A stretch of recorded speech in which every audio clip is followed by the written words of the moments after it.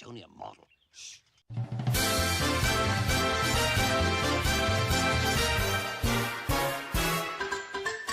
We're knights around the table, not round the square or triangle. We come to hang and chat with the gang on Fridays as we're able. We play well here in Camelot, we are chums and fun, but Camelot.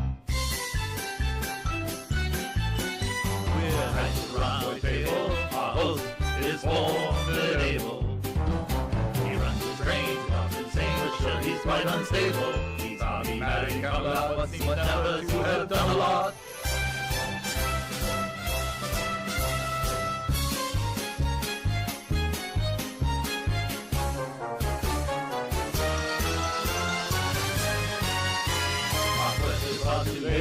Quite incomprehensible, no wrenching, and we have no plan but to sit and hear Dodge babble. It's a lazy time in Camelot. I have to shake my bum a lot.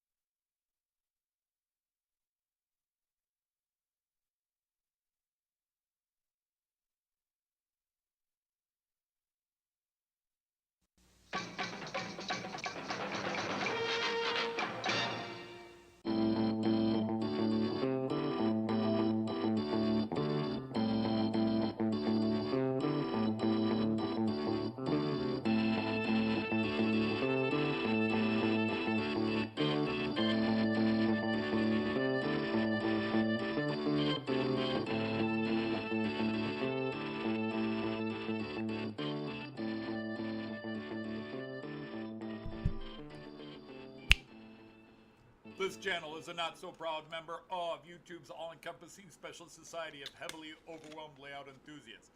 Check any railway show, check any railway club, check any layout, check your own house. You'll find one of us somewhere. Warning, the content of this stream is not suitable for children under the age of 16. The topic, language, themes, attitude, and personality of the presenter is not appropriate for anyone, much less children under the age of 16.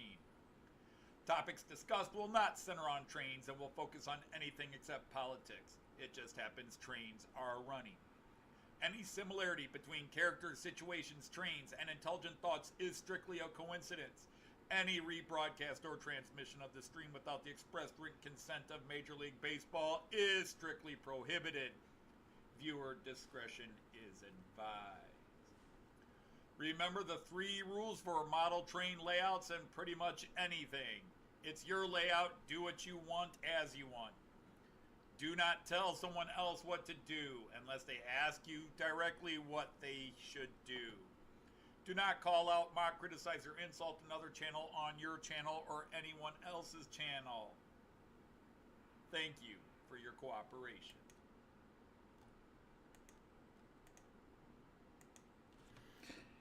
Hey everybody, how you doing? All my fellow Knights of the Round Boy table there on the other side of the screen. A couple of things got switched, hang on. See it, you'll love it, and it's all done in the best possible way. There, now it feels better. That's the way it should have been. Yeah, the program put them out of order for some reason. All right, so how is everybody doing again on the other side of the screen? Let's go straight to the greetings. Although, wow, somebody just dropped out. I just saw my list go shorter. Anyhow, we got Sir Andy of Dobson is here. Sir Lee of Anfield Road is here. Sir High of H&H Express. Sir Andy of the Hot Dog Pilot. Sir John of Benicki. Sir Jean of Ricard. Sir Joseph of Agliato, our Sergeant at Arms, is here. Sir Dwight of Curly.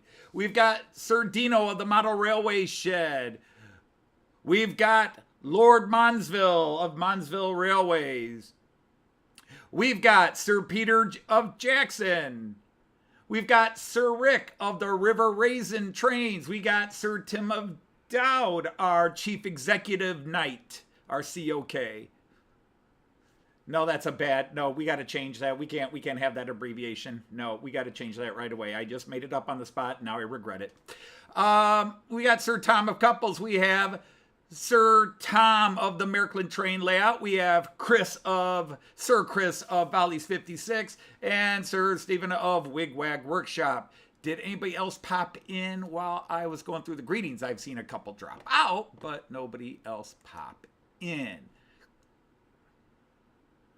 So, a quiet week, although it went by fast. Here I am in front of the screen again. It just seems like I did this the other day. The big news in my world is that, well, one that relates to the channel. Of course, today I started the Advent calendar, and Richard just did his right before I came on live. And so far, it's the same day to day. Day one, we all open the same thing, so maybe it'll be that way. Some years they seem to be different, rearranged differently in the packages. Well, hello, Sir Rayron from VR. Hope you're well. Sir Dave from Down Under. Kiwi Dave is here. Nice to have you. And Sir Jeff Hammond of Flint Hills has just come in. Welcome, welcome, Knights of the Rhomboid Table. So the Advent Calendar videos have started. Sir JD, Grandpa Rails is here. And Sir Carl Braun of Bangotcher Junction. So we, and Sir Dave of Scott Rails is here. That was one I saw earlier and then wasn't on the list when we came in. Okay. So anyhow, so yeah, the Advent Calendar videos, I do film those the night before. For example, I haven't filmed tomorrow's yet, but I'll film it before I go to bed tonight so I can have it up ready to go first thing in the morning. So I get a little head start, but it is what it is. The other big news is something I'm very scared about, and I won't know until this week, Friday, when we all come together again, although some of you can keep up. We are having the last major home repair project done. And it is replacing the rest of the windows. Joyce and I replaced some windows. We've been doing one a year for the last 3-4 years, but now, because of the inheritance from her brother, we just said, let's get them all done. And so we've got a bunch of windows, and the guy is an old friend. I took his son to Germany on my exchange program. And, okay, nobody else has come in. And so we've got a bunch of windows, and they're going to start here in the basement. And if I can get my goofy cam, I hit it from Kyan, which means I hit it from myself. Where did I go? There it is. Okay. So you're going to have to bear with the shaky hands because I got a lot of things I have to do in this basement before they go, but I'll show you the potential problems we're going to have. So if you can see there is one window back there, and where that German flag, actually that is the state of Saxony federal, not Saxony, Lower Saxony. That is the federal flag of Lower Saxony there. And all my Lord of the Rings and 3D wargaming figurines, about 1,500 of them, 1,400 to 1,500 of them are there. But they're going to take that window out. But I don't know how well you can see. There's only about 3 feet of space between that window and the layout. They're going to be knocking these windows out, and I have to move all this. I have to move all this stuff out, and then I have to cover the layout. And I'm just scared they're going to break a chunk or do something and drop it, and it's going to hit my Dominor's layout and make me very, very sad. And that's the first window. And then over here, there's another window they're replacing. And as you can see, I've got all my long rakes of cars and so forth up there. So we're going to have to clear all those cars and put them. And Joyce just said, let's just put them on the layout. Or we're going to put them in some boxes and put them under the layout table here. But again, there's only about 16 inches to 20 inches of space between where all my high-speed trains are and the table, and they have to get up there and work. So I got to get all those trains off those shelves, and then they got to be able to get some kind of a step ladder in there.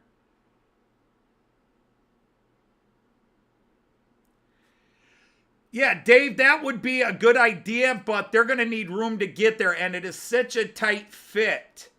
Like, with my legs, I barely fit between there in that space. Over there, a little bit more, but what we're going to have to do is put some tarp up and just hope they don't drop anything heavy on it. And because the last time I had construction down this basement, they broke 2 of my locomotives and some of my old layout. Different arrangement than this. So let me set that down, and you guys can all get airsick for a bit. And we'll go back up. So that's the big thing. I'm really, really worried. And there's other windows in those other rooms back there, but I don't care about that. There's 2 windows here. Now, they came in and already looked at it and said it won't be a problem. Of course, workers always say that. It won't be a problem.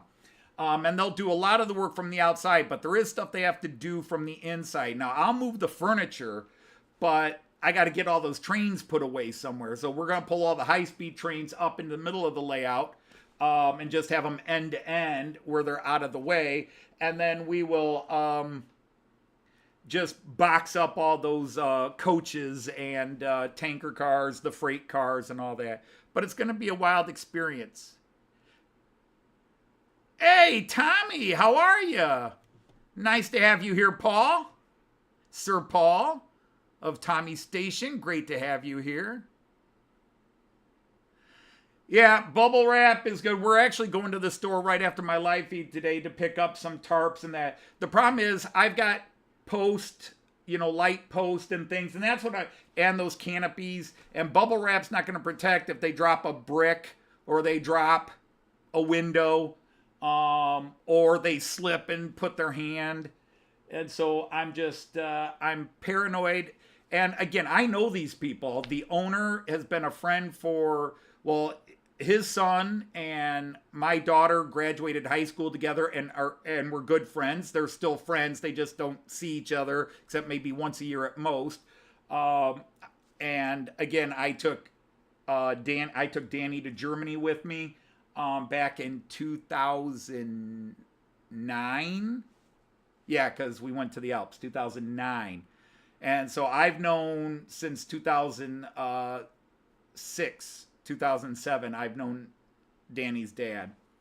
And so we're longtime buddies and friends. In fact, I ran into him at the home store yesterday because I had to go out and buy a new extension ladder because I gave my old one to my son-in-law and then said, well, I still need an extension ladder so I can put some Christmas lights up on the house.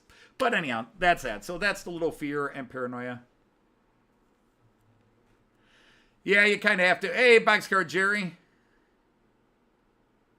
Yeah, Ed. And they said it shouldn't be a problem, and that's what I worry about, because I've installed windows in the past when I would help with relatives that had construction companies, but that's bigger windows. These are small windows, but they are replacing them with cinder block. We're going with these are regular windows. We're going with cinder block glass. So black glass block windows, and they're going to put in a venting window so that I can connect a venting, so I could run a resin 3D printer down here or a airbrush, where we wouldn't get the toxic fumes in here, and it wouldn't affect Joyce and my daughter Liz's asthma. So anyhow, that's the news going on here. So next week I'll either be kind of depressed and may not be running trains if they really damage it, but we'll find out. I can't worry too much about it, but I am a bit of a worrier because the last time I had workers in the basement, I had a long rectangular table down here, and yeah, I had 2 locomotives broken and several buildings trashed because they were taking chunks and just setting it on the table. They were digging up the floor in here and just taking chunks, and I got nowhere to set this, so bang. It's like, did you guys even look under the tarps? because the foreman's like, oh, we'll take care. We'll make sure nothing messes up your table. And bam, they messed it up. Anyhow, so let's get off of that and see what's going on.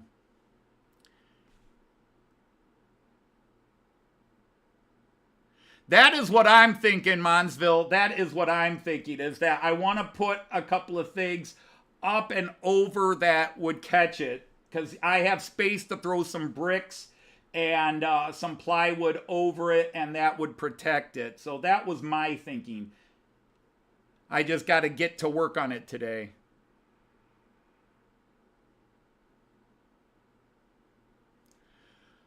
Yeah, I got a lot of buildings, Raymond, and hello, Sir Raymond. Glad you're here. So anyhow, let's look at the trains, get the trains run, then we can babble some more BS. The theme today was on the main loops. I have ICECs, Intercity, Eurocity Expresses. In the front, I have the Austrian one pulled by the E64, the class 1116 Taurus there in red. That's the Austrian. And then I have the Czech IC being pulled by the Class 371 Czech locomotive. And then the same from last week, I have the 101, I have the German IC set of cars being pulled by my Class 101. Last week it was a 218. This week it's the 101. One of my favorite locomotives, that livery, that Deutsche Bahn Museum livery there. Design in Bonn. And then the other ones was just things I hadn't run in a while. So I've got that new Alex locomotive with an Alex passenger coach consist. And then I just, because I love that locomotive, it's one of my new ones, that big class 320, V320 back there, the HF FIBA company. And I'm just having it pull a Roco freight. So let me turn this on and get guys in motion, and then I will get back to the chat. So he has that delayed takeoff. The 101 does not.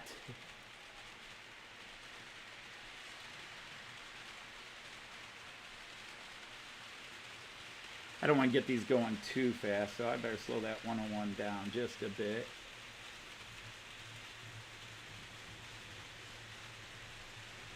All right, Alex, get on the road.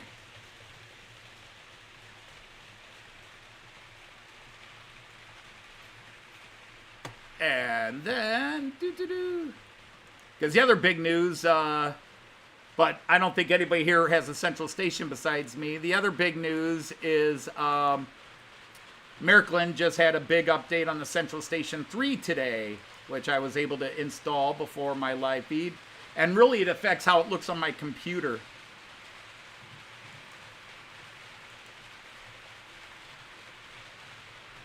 All right, so let's go back to the multi-view to start us off.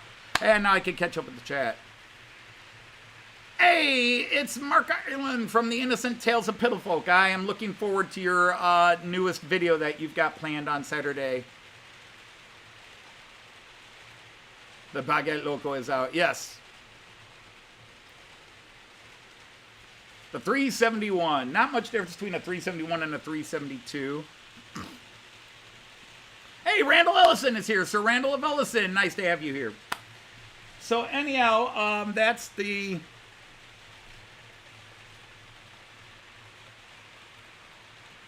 And Anthony, sorry I missed you. You came in just as the stream was starting and I didn't say hello. So...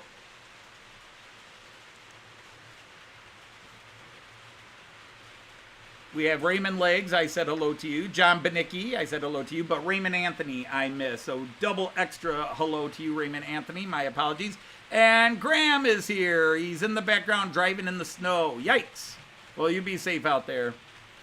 We had half an inch of snow here on Monday night, Tuesday. And, you know, that's usually no big deal here in Toledo. But for whatever reason, our city did not prepare for it. They were told the snow was coming, but they did nothing. They didn't even get the salt trucks out or anything because we had freezing cold.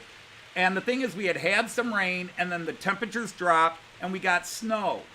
And then the sun came out on Monday when the snow started, and so that first layer of snow melted and then froze when the temps dropped again.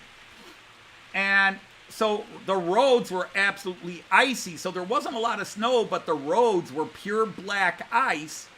And the city of Toledo never put any trucks out to take care of that problem. And they had tons of accidents, including, was it 2 or 3 different school buses? One to Joyce's school, or was it 2 to her school alone? Were all in accidents. And it's just like, what were you thinking?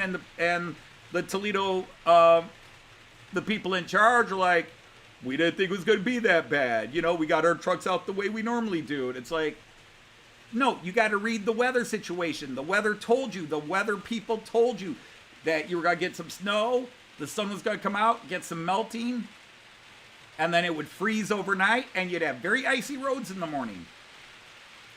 The weather people knew. Joyce was talking about it. She told our daughter before, Joyce came to bed that night, said, when you go to work in the morning, be very careful, it's going to be icy. And my daughter's like, okay, I know. And so, yeah, why the city of Toledo was not prepared for it this time, we don't know. But a lot of times it's just somebody thinking, won't be that big a deal and we can save the money. We don't need to get those guys out on overtime for half an inch of snow. 33 Celsius on Thursday where you are. That's not the case here. Now, yesterday we had a beautiful day. It was sunny. It was 52 degrees Fahrenheit, obviously, which is what, about 14 Celsius? And I got some of the Christmas lights up, but to do part of the house, and I had Cayenne, so I couldn't do a lot.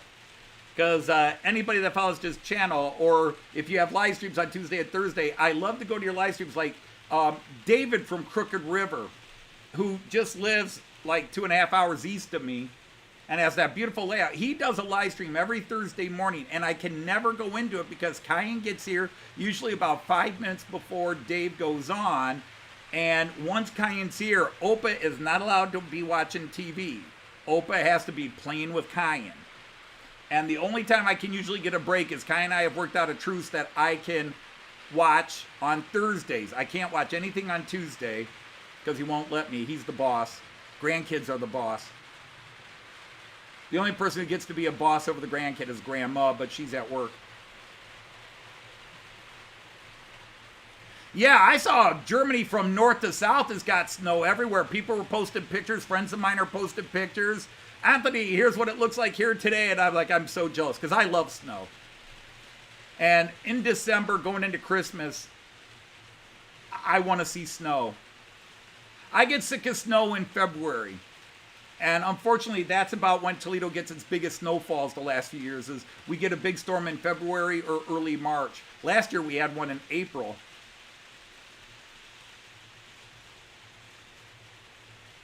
Your plows don't start their motors, their engines, until they have a foot of snow. Every place is different. The more you get, the more it takes before anybody does anything.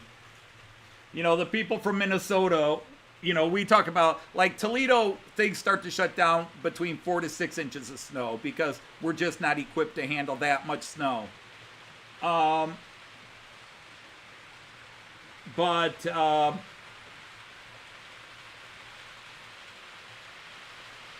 And it just depends on the streets. Like, we can have 4 or 5 inches of snow and the schools will be open, or we can have 4 or 5 inches of snow and the schools will be closed. It's just about when the snow hit and what are the street, because most of our kids have to walk to school or get rides to school. We don't do a lot of busing the kids to school. And because kids have to walk in many of our neighborhoods, they're side streets and the plows don't go down the side streets, and in many of those neighborhoods there aren't sidewalks. So they'll shut the schools down to protect the kids, because whenever the school system closes the schools for weather, half the parents are pissed and the other half are okay. if you leave the schools open. The other half is pissed, and the first half is okay with it. Because somebody's always, why are you making me send my kid to school when it's dangerous? Or why are you making me keep my kids home? I can't afford a babysitter. I've got to go to work and blah, blah, blah. And so you understand that. It just, unfortunately, you can never make anybody happy when they close for schools. Now, mind you, I spent 36 years as a public school teacher. Therefore, I love snow days. Snow days mean I didn't have to go to work either. Tim, you hate this stuff.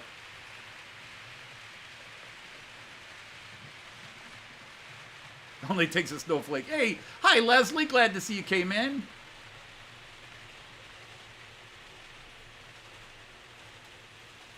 Yeah, now we had a big snowstorm last year or 2 years ago, I forget now, where we got about a foot of snow in a day and a half. And the snow rate was actually higher than our famous blizzard of 78 that we had here in Toledo. But the blizzard of 78 was insane. And the UK could cope with the leaves fall off the trees. But that's the funny thing. Tennessee, you know, the big cities of Tennessee, if there's just a dusting of snow, I mean, not even accumulation, just a dusting, they shut down. But yeah, you get up into Minnesota, Wisconsin, they're like, foot of snow. Get to school. Oh, that storm. I remember that storm in 75. Oh, that was a big storm, eh? And by the way, that's not a Canadian accent. Minnesotans talk that way too. That's always a stereotype of Canadians, you know. And the funny thing is, Americans who try to do it, they just throw the word A in anywhere, like that makes it Canadian. No, you use A when you're doing sort of an affirmative after a statement or question. Oh, that Iserman, he's a good hockey player, eh? Oh, that's going to be one heck of a party tonight, eh?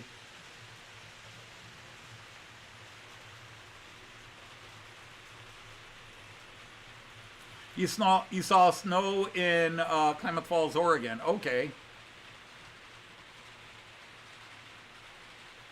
Just plug me in, there's no charge.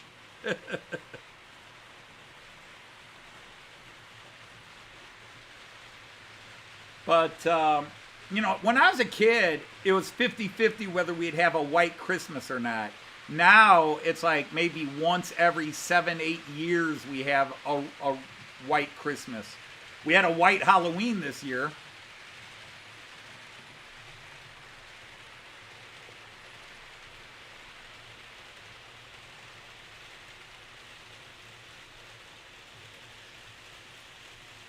I had a blast in the blizzard of 78 too, but we didn't have snowmobiles. In fact,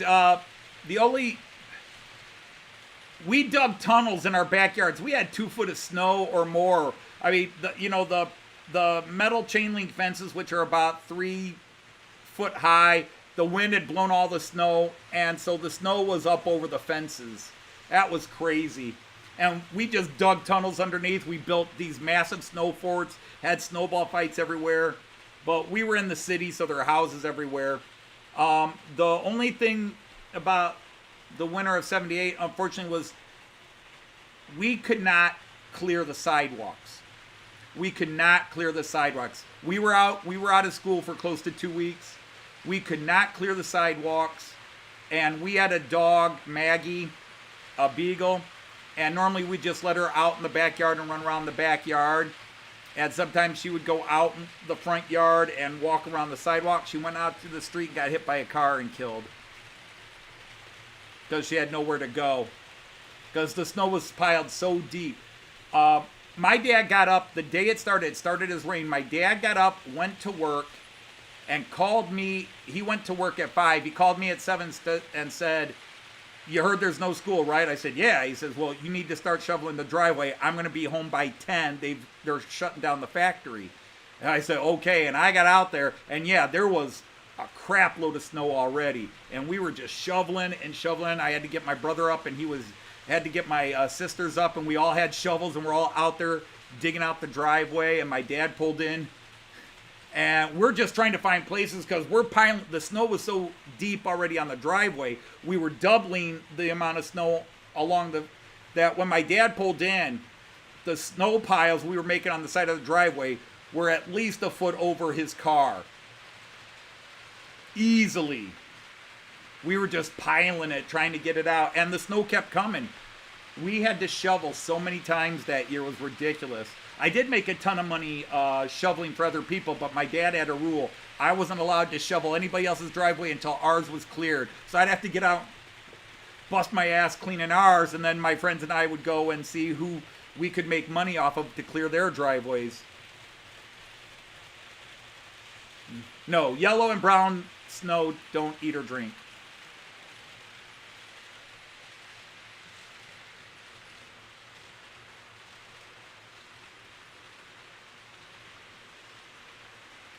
Yeah, Minnesota in the winter is an experience. There's a part of Joyce that actually would like to, would have, I will use past tense, past subjunctive, would have liked to move to Minnesota when we retired. Just woods, trees, rivers, lakes, snow. But now, there's no way we're going to move anywhere because my son is 2.5 hours south of us now, and my two daughters live in town. Our grandson lives in town, and there's no way we're moving away from our grandbaby. Hey, Chris, welcome in. And Peter from Wolf Scenics PW, how are you, sir? Great to have you here. All right, let's start going to some of the other cams and see what's happening out there. If I'm not knocking over the... Let's see what's in the 11-lane view. It's Paul, not Peter. I apologize. Goodness. I knew I was going to screw that up. As soon as I said Peter, my brain said, no, that's not right. But, Hey, Papa John's Trains is here.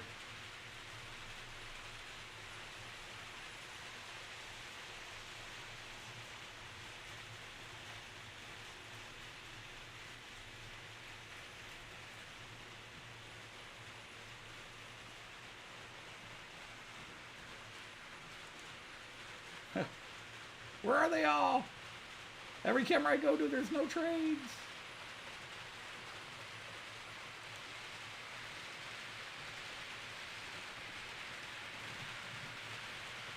Oh, yeah, what about the trades on the floor? I didn't even start those.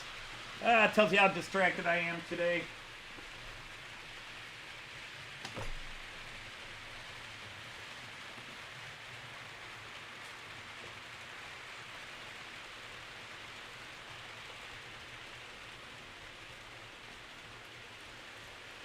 On the floor today, what do we got for the UK people? On the floor today.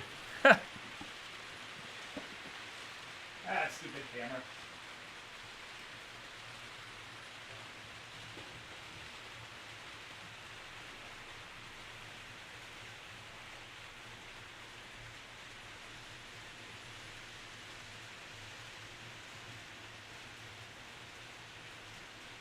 There we go.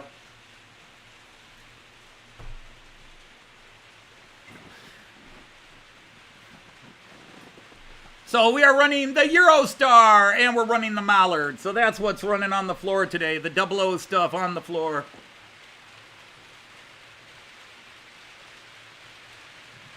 Thank you for that reminder, Jean-Ricard. I did forget about those.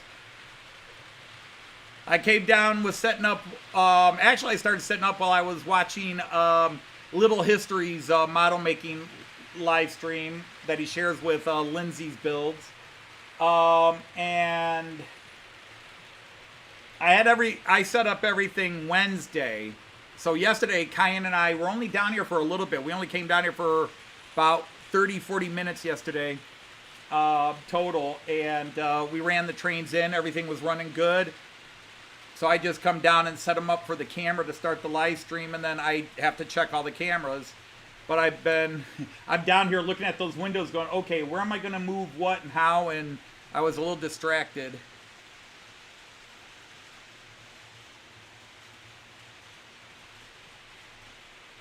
Yeah, I caught that. The Amtrak hit a car in Holland. There are people, there are tracks over there in Holland, and they don't pay attention to the trains.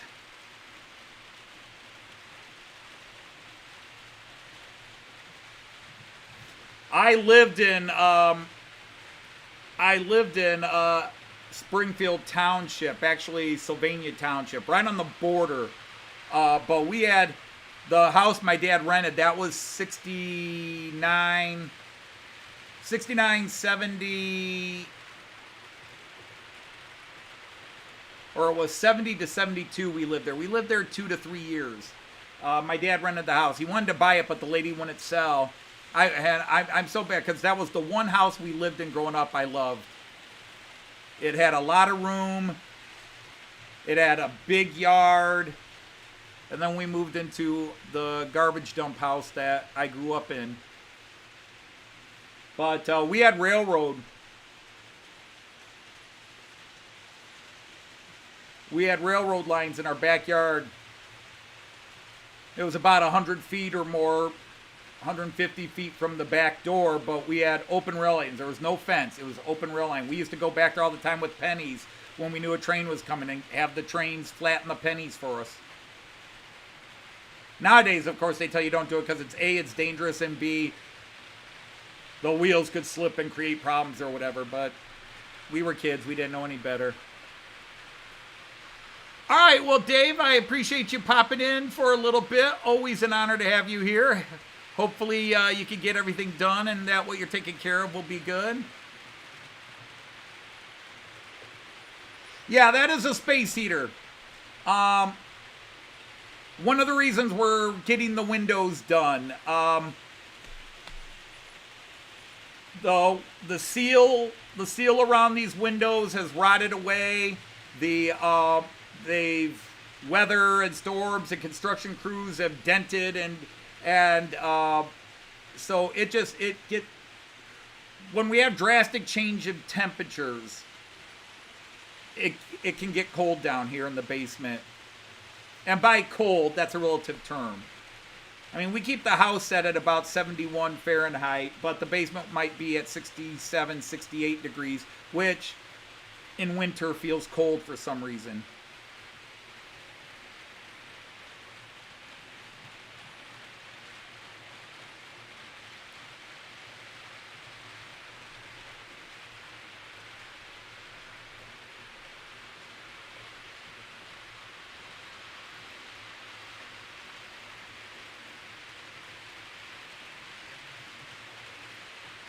But yeah, this is a very good one. I used to have this in my garage when I'd be working out in the garage, but Joyce and I bought one for our bedroom last winter because our bedroom just got cold and cold and cold. And we finally installed a wall air conditioning heater system in our bedroom. And the heater that we had up in our bedroom, I put in the garage because it's a big space heater. So that's in the garage. And so I moved this little one from the garage into the house. Usually for my daughter when she's in that back room because that's the coldest room. So we put it back there.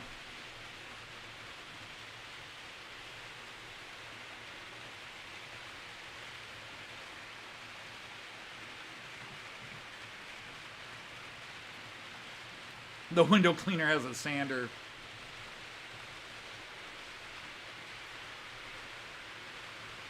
Oh, Rick, I'm sorry.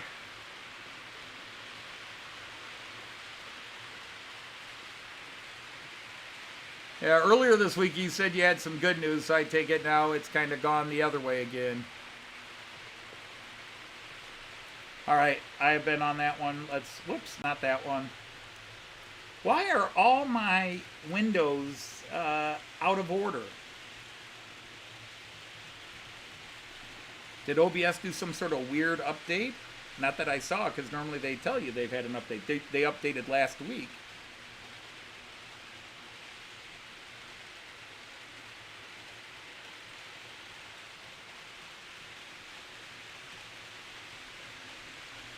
Nope. If you're warm, that's your problem.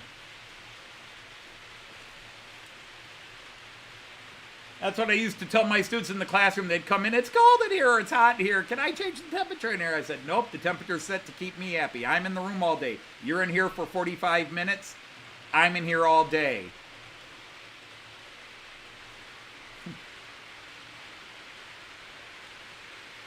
Hey, Kieran, how are you? And hello, Artie. You're up early.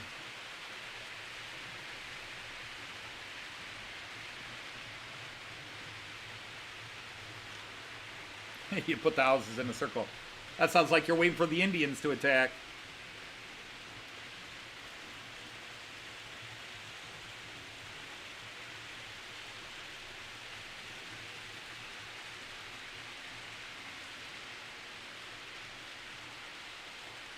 Hey, Andrew! Sir Andrew of the 156 variety.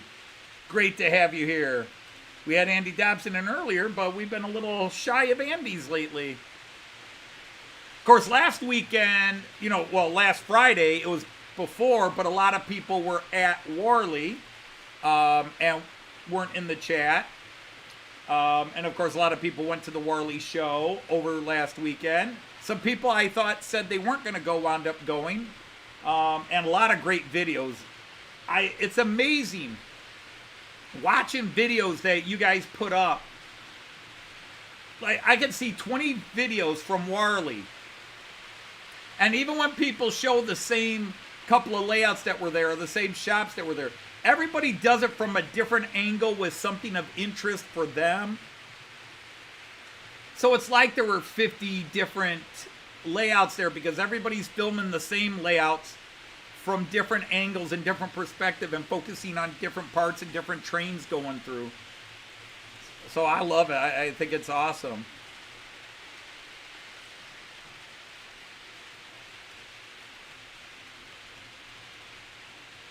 Oh, yeah, that was something I didn't talk about.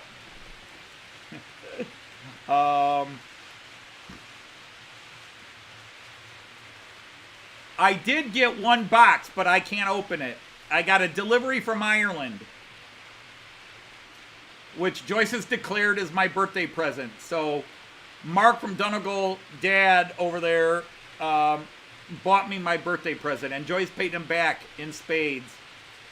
Joyce got her currency wrong and paid back a bit more than she had to pay.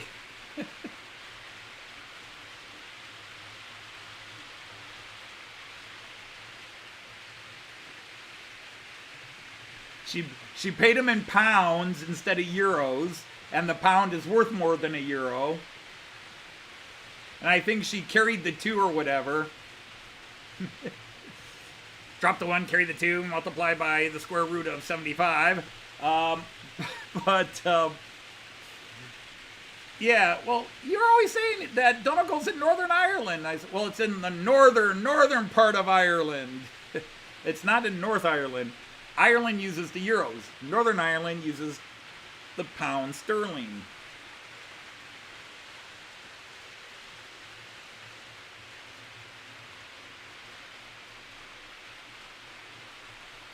Okay, yeah. Yeah, it would cost me about 200 to buy 200 pounds. Would cost me about 260 American dollars.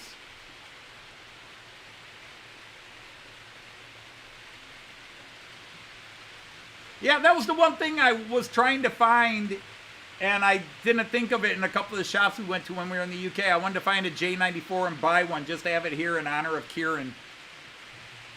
So, and then I was going to do that for Getz. At Getz, one of the things I was going to look for was, can I find a nice little inexpensive J94?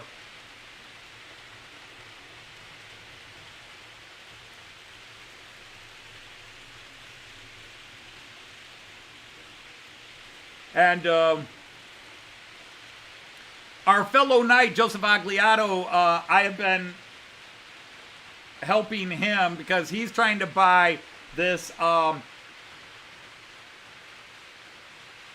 basically it's a roundhouse shed and locomotive repair factory, etc., etc. It's this big, and he's buying it from this company in Switzerland. And wow, is it an amazingly detailed model?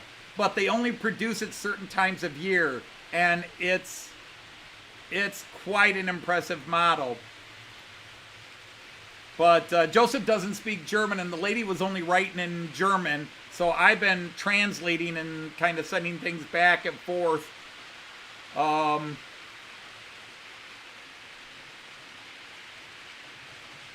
Hey, there's another Andy. How are ya? Hi, Andy McDonald from March West Junction. Glad to have you here. All right, let's change cameras. That's a good view. Other than it's always zooming in and out, but it's a nice, bright view.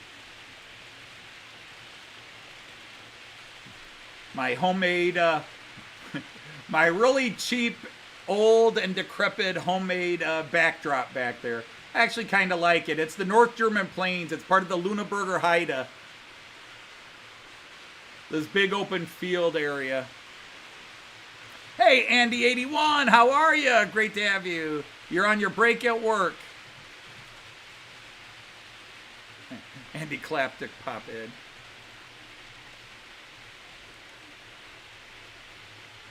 The Joyce Cam. My little Warhammer soldier standing back there behind that. And that back scene is actually a panoramic picture Joyce took of from a bridge in the town of Pirna outside of Dresden, looking at the Elbe River down there. Just to the right of that picture is a castle, Sonnenberg Castle, having a Voltaren sandwich. A backdrop with the Neuschwanstein Castle would look great. It just wouldn't fit in with the eventual theme of my layout. My layout is actually based in northern Germany, which is why it's very flat, because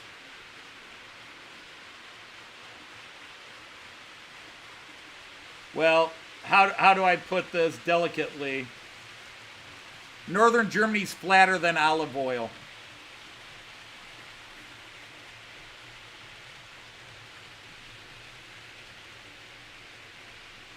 Very flat.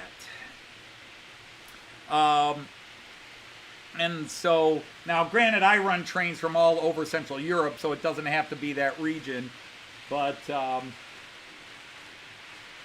someday I'll actually do something with this layout. And but the real big holdup is trying to sort out the bus system, get that running.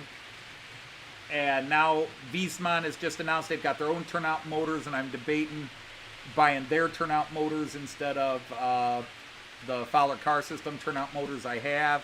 But that means I wasted about $200 buying all new motors last year. Because that was the problem. Last year I came home from the UK.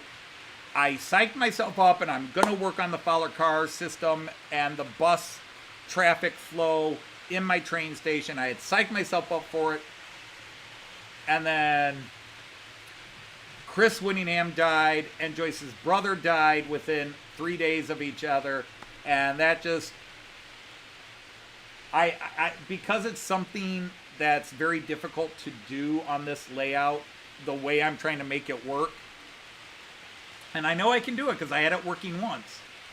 Until I decided to upgrade it, which was the stupidest idea I had. But I have to be in a very positive, upbeat frame of mind. It's just a weird thing I have. I don't want to work on things if I'm not in a yay, I'm ready to go mood. And when Chris Winningham died, and then Joyce's brother Tom died, which we were waiting for, and then my friend John went into remission with his cancer, or not remission, came out of remission. He relapsed and was on a fast track down. He wound up dying around Thanksgiving. He died the Friday morning after Thanksgiving last year, early Friday morning. He made it to midnight on Thanksgiving, and then he died about 2 or 3 a.m. And yeah, so that it's just been hard. But yeah, the positives were I got that box, and I didn't expect this. I don't know if Brian's in the background or if Brian watches later. Brian, I did get your business card. Thank you. That's cool. Finnerton Central Mark II. But I think the coolest one, one of the coolest things until I see what Mark sent in the box was, I don't know if you can see that, but I got a mini Donegal Dad, and does that not look like him? Oh my God, that is so amazing. And he painted it. Mark painted it. So I've got a mini Donegal Dad to put on my layout. That's just absolutely cool. Joyce and I want to go up to Niagara Falls, maybe you know, right before, right after Easter, whenever she has time off work. We want to go up for maybe 4 or 5 days. And one of those days I'd like to go up to Toronto because there's a, what is it, Little Canada model train, Little Canada thing. It's sort of like a miniature, Canadian version of Miniature Wonderland. So we want to do that. And then we want to maybe go over to Bernard at Mini Prints and get ourselves scanned so we can have figures of ourselves. Well, Ollie from Wardle Road, welcome in, Ollie. Great to see you. I don't know. He'll probably wind up being at the station. I think a lot of the scans of my friends are going to wind up at the station because Heath and Sparky are at the station now. In fact, I think, yeah, Rick is at the station. Rick is over with my Santa Claus scene, which you guys, most of you probably have not even seen. I don't know if I could, I'd have to throw my mobile camera under the table, and then I could pull it up on the other side and you could see the Santa Claus scene. But there's a scene where Santa Claus has been pulled off a train and a bunch of German police are dealing with Santa Claus and his very overly rowdy reindeer.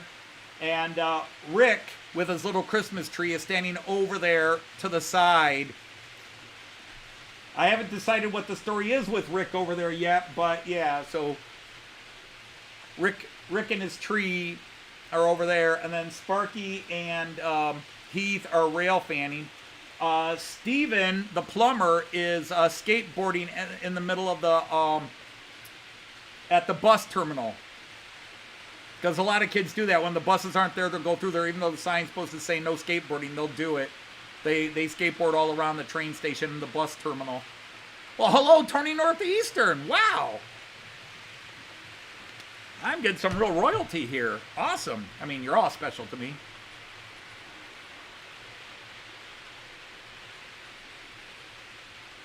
Yeah, no, I am not going down in a barrel. And speaking of which, there is Mark Donegal Dad, because, yeah, I think that's cool, and it really looks like him.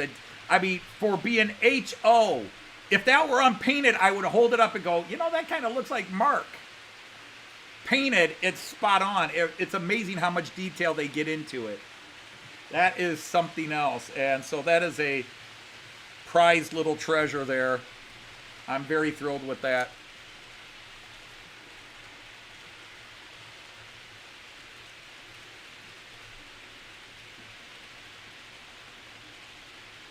And that's right. Wardle Road is Wardle Restorations now. You've done some amazing work. I'm glad you posted on Facebook, even though you don't do it on YouTube. But, oh, that's some brilliant stuff. Whoops.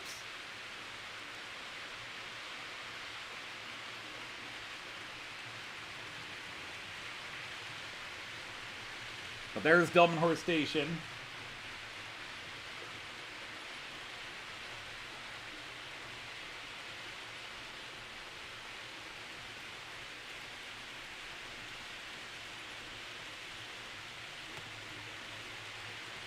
Well, that's just it. There's no champagne, Tony, because I get no kicks from champagne.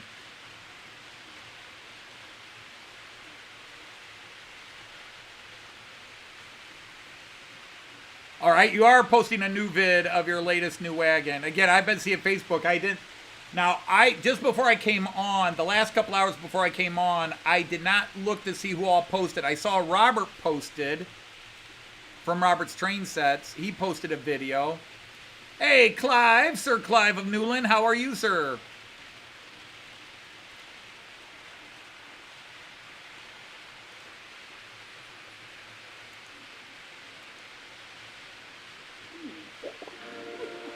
Okay, just posted, that's why.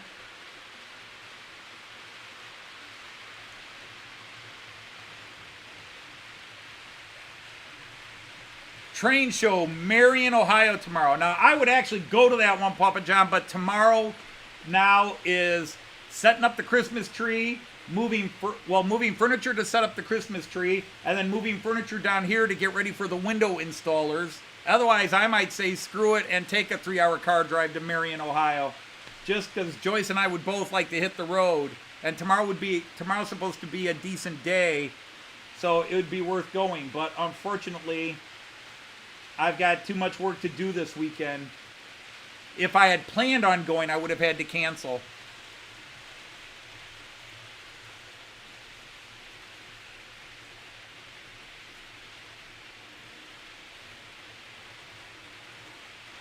Oh, you purchased the 372 cargo from Lipa? Yeah, I like that 372. This 371, and I'm on a, well, there they come in.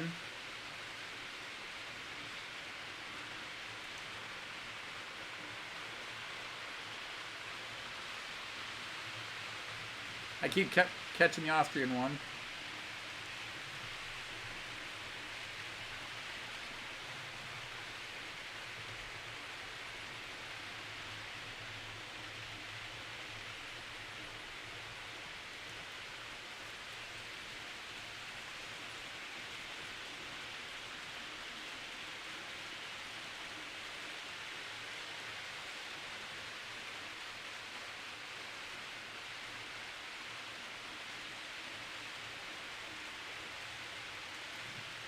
No, I was looking at their shop, Artie, and I was not seeing anything that was even remotely of a price that would be worth paying. They're still way, way over what I could pay, even in the United States.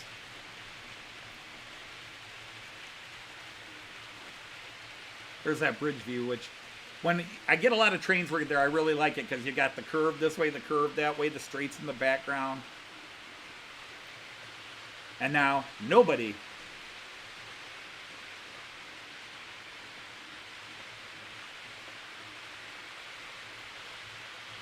My Wargaming mock hills, those green little square hills, I bought those, oh my God, 40 years ago. That was when you had two levels. Well, you had 3 levels. You could make your own.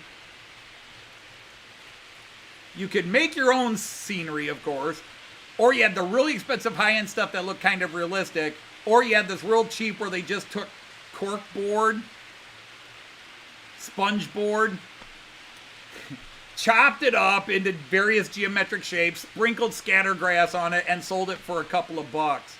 And I was a high school kid, and then young married teacher, couldn't afford the stuff and really didn't have the space to make my own. And so I just bought a bunch of those, and I've still got like 6 or 7 of them that are surviving. But that was stuff you designed that you could play on any table. You just threw the stuff down as general scenery, and okay, here's some hills, and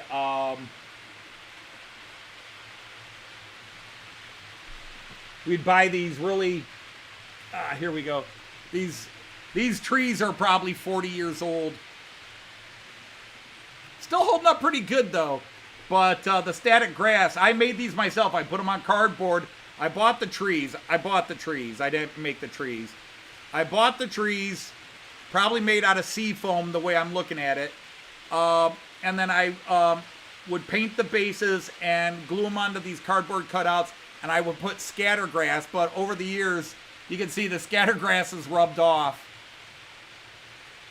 And every now and then I think, oh, I should just reapply the scattergrass. And then I'm like, nah, because someday I'm going to take that all apart and replant those trees on the layout. There's a train show in Medina. Now, see, I would go to Medina before I'd go to Marion, because my train shop is in Medina, if they're still in business. I was told last year that they finally closed and went out of business. Then we were told, nope, they were okay, because they were having issues with the landlord. And the guy who runs it is like 87, and his wife's 84, and they run it. And then they have friends of the shop also run it when they can't run it. But he, into his 80s, was doing repairs. You could send stuff to him and he would repair it. It would take a long time to get it back, but he was doing it. He was a one-man show. And his wife would run the store while he was working in the back repairing people's locomotives. But he sells European stuff. He is a European shop. He has just a little bit of American-Canadian stock, but most of his stuff is European. Ormondy's is the name of it. In fact, Joyce wanted to go to Ormondy's this weekend. She wanted to drive to Medina.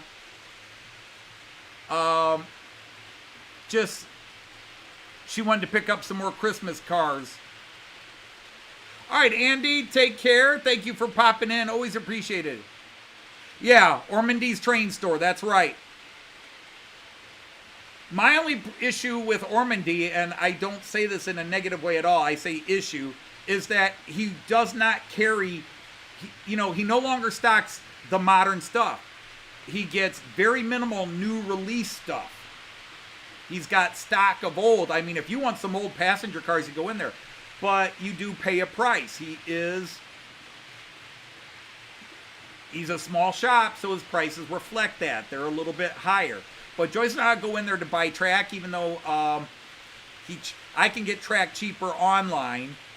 But I'll go buy track from him when I'm redoing something. We'll take a drive out there and buy track from him, look for figures, buy some of my scenic stuff I have that I still haven't used in 4 years, because we're trying to do what we can to keep him in business. We also buy our Christmas wagons from him, so we usually go out in December, but we're not going to make it this week because our things have changed. Sunday we can't go because we're supposed to go to the big Toledo does their Christmas lights special, and my daughter and my grandson Kyan, my son-in-law Chris, and we like to go. It's a nice family event, and there's a Santa Claus there, and Kyan gets to hang out with Santa Claus. All right, I've been on this camera for a while. Let's go to this one for a bit. Ormondy was at the Berea show? Really? Because they weren't at the Berea show when I went with you and Dave.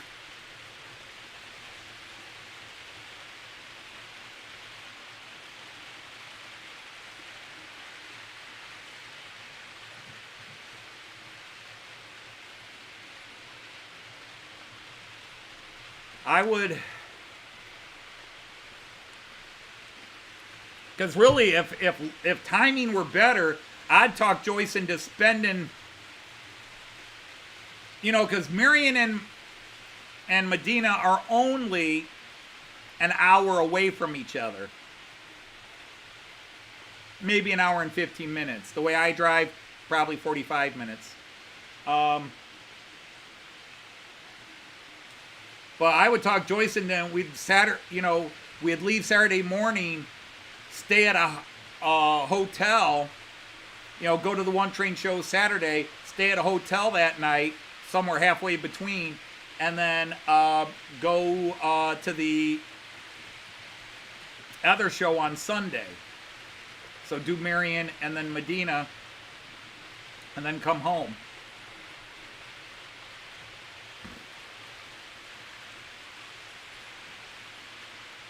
Especially the heater switch.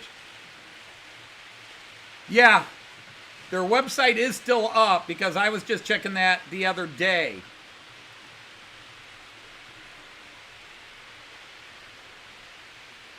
Oh, but they did move buildings. Okay, I didn't catch that. I didn't pay attention to that. So they did, because that is an update of their page. So they moved around the corner. I keep saying Medina, it's Medina. The city it's named after is Medina, but that's Medina, Ohio. Okay, so yeah, they did move around the corner. See, I didn't even see that. So they did get chased out of their old building. But, oh, they're in Woodsy's music shop now.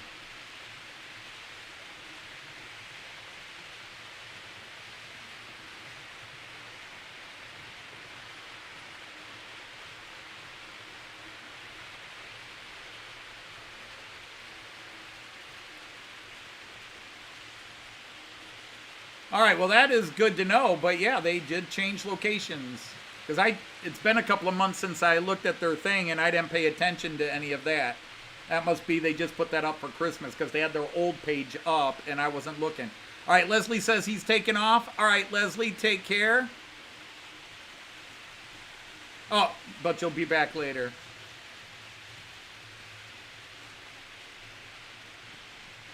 That's true. They have O gauge in three rail. And they have a lot of, they have a lot of G scale too. They have a large selection of Piko, both European and American, Piko America release in G scale. They have some Märklin G scale there. LGB is the company, of course.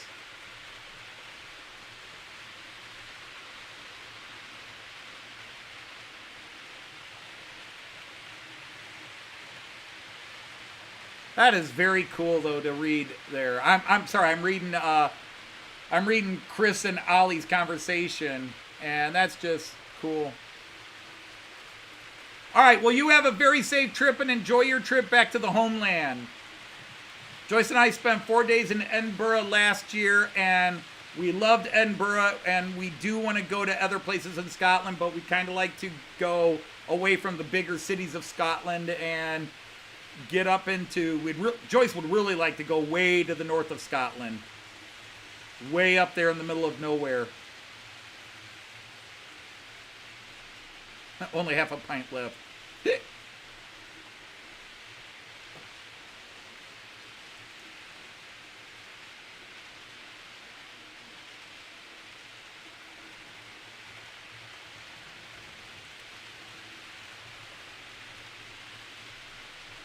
I'm just going to have to move. See, all these guys, this side should be safe. I just got to get the trains off the shelves, but this side should be safe when the window, I'll get rid of those canopies that are just sitting there on the wood, because I'm getting rid of all those and putting in different, I made those platforms myself, and I had platform design gun go over them, but I've decided they're a little too fat. I need to thin them down a bit. Hey, Brian, nice to have you here, Sir Brian of Finnerton. I got your card. I'm very happy with that.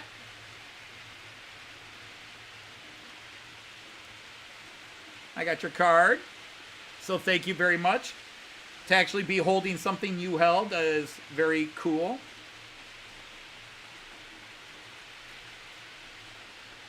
I cannot and will never fully get over, and at least until I get to Getz and can meet everybody again. But I'm not over having to have canceled our trip to Getz. I'm still frustrated and mad about that. Still a little depressed by it.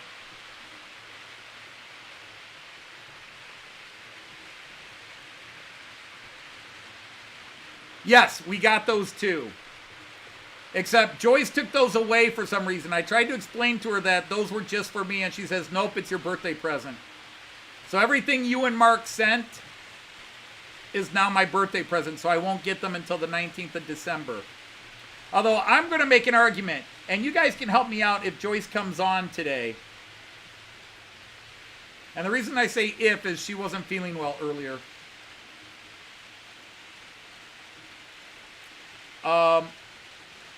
But Joyce,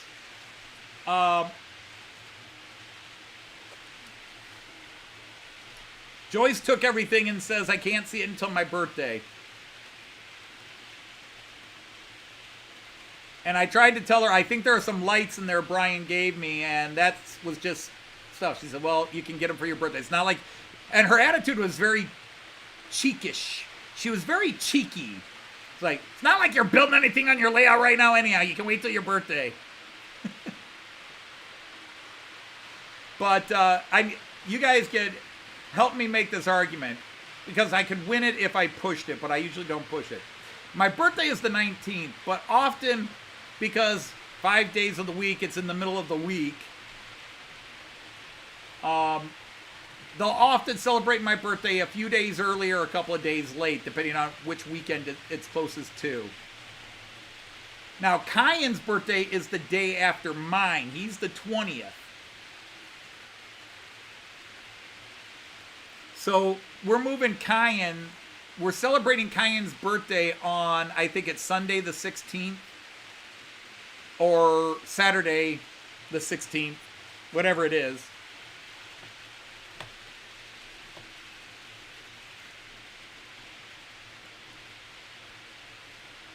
Wait, you can't pop that up? That's not what I wanted you to do.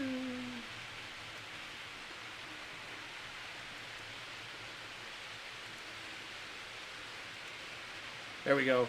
Yeah, Saturday the 16th. We're celebrating Kyan's birthday Saturday the 16th, and then my birthday on Sunday the 17th.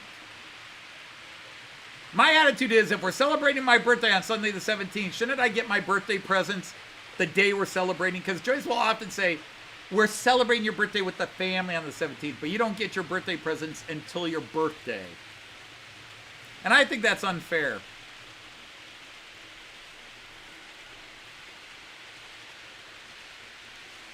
So you all can join in on the discussion of that. Patience is a virtue, but I'm not a virtuous man. I have instant gratification syndrome. I want my stuff now. Yeah, I assume they were, because all the lights I have are 3 volt. And I've got a, because I will wire those up. I will wire those up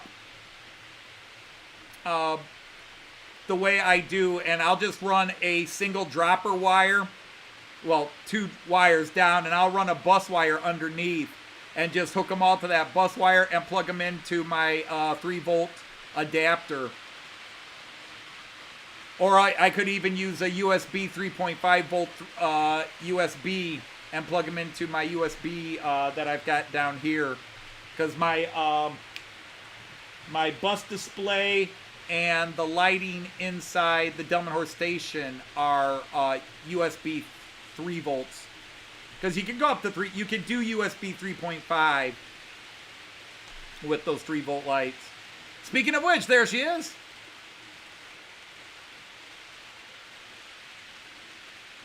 Well, not this Sunday, the Sunday the 17th. Well, 2 weeks from this Sunday. Because Mom was talking about, well, having everybody come over on, you can have everybody come over on your birthday Tuesday night. It says, nobody's going to want to come over in the middle of the week. And to be honest, I've kind of hit that stage where, if you guys want to throw my birthday or make a big deal about that, that's fine. But I don't need a big deal. I just want my presents. I just need my cake. Cake is good. But hi, Chris. Hi, Lindy. And we will get, when Mom gets home, we'll see if she's feeling good enough to come on. Oh. Yeah. No, I can't. Lindy, I don't know if you heard earlier, and I guess Mom probably didn't tell you.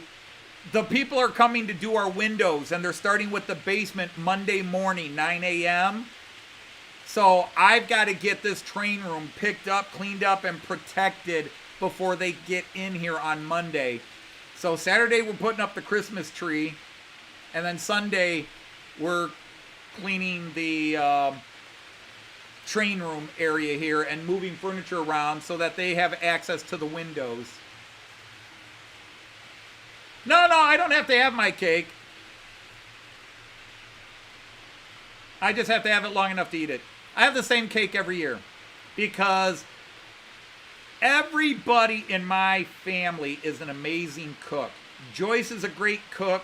Elizabeth is a great cook. Lynn is a great cook. My son is a really good cook. I'm a good cook with what I make. But on the baking end, I've never baked anything. I've never baked, well, I should say that. I've never baked pie, cake, or cookies. Okay, I baked cookies, but it was the ready-made where you just open the tube and threw them on the plate. I've never scratch-built my own cookies. But my Joyce and my daughter make really exquisite chocolate cake, and all I have is chocolate cake with vanilla and chocolate frosting. Not vanilla, strawberry frosting. Strawberry and chocolate frosting. And it's good. And it's the only time of year I get it. You always do Cheesecake Factory. I do have a traditional. We've done this. I want to say, well, Lynn was born a few months after Joyce and I's first anniversary. We got married and she got pregnant.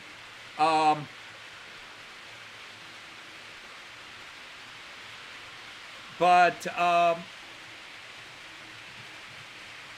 ever since the kids were able to express an opinion, they've always had their favorite meal for dinner and then their what they want, cake. But then very quickly, because we've got two kids whose birthdays are a day apart, we have my daughter Elizabeth, her birthday's July 6th, and my son AJ, his birthday is July 7th.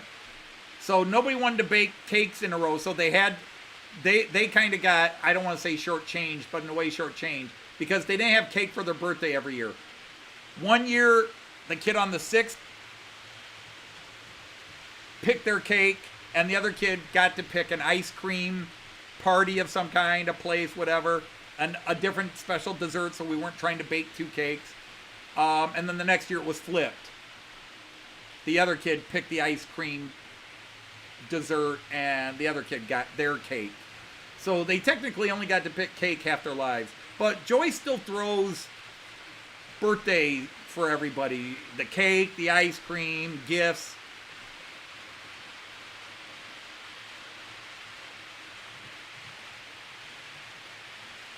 Grandy's bland and vomits. But I do have, there's a little Grease Pit burger joint here in Toledo. It's a locally owned, but they have 3 of them or 4 of them. And they're called Rudy's. Rudy's hot dogs. They're more famous for their hot dogs. They are, even though Toledo is most famous for Tony Paco's Hungarian hot dogs, if you ever watched the TV show MASH. And I love Tony Paco's Hungarian hot dogs.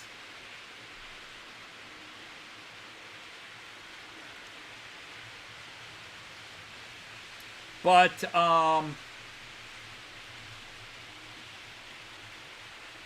Rudy's is usually voted Toledo's most popular. Rudy's is Toledo's most popular hot dog joint, locally owned. It was 3 Greek brothers, and they each had their own restaurants.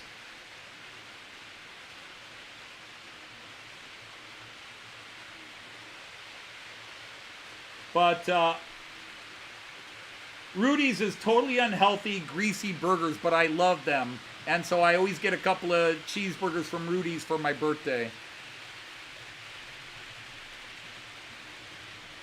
Yeah, Artie, when you come here, we will take you up. We'll take you to the original Pacos. We will take you to the classic. Now, see, I'm the opposite, Ollie. I don't like cheesecake.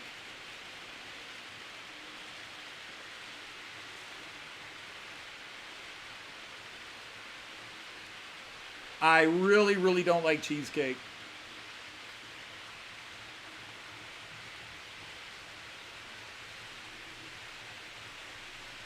But I don't know. I mean, cake and ice cream is too generic. I mean, it's the traditional, but I like cake and I like ice cream, so it's good. The funny thing is, in my family, some of my kids prefer the cake and some kids prefer the ice cream.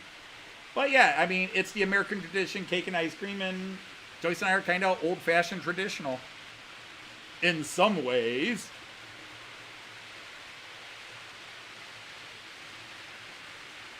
Mince pie. Now, I had steak pies over in the UK, and they were very good. I enjoyed the steak pies. They were not what I expected, and was quite pleased with the 3 steak pies I had. I had steak and ale pie.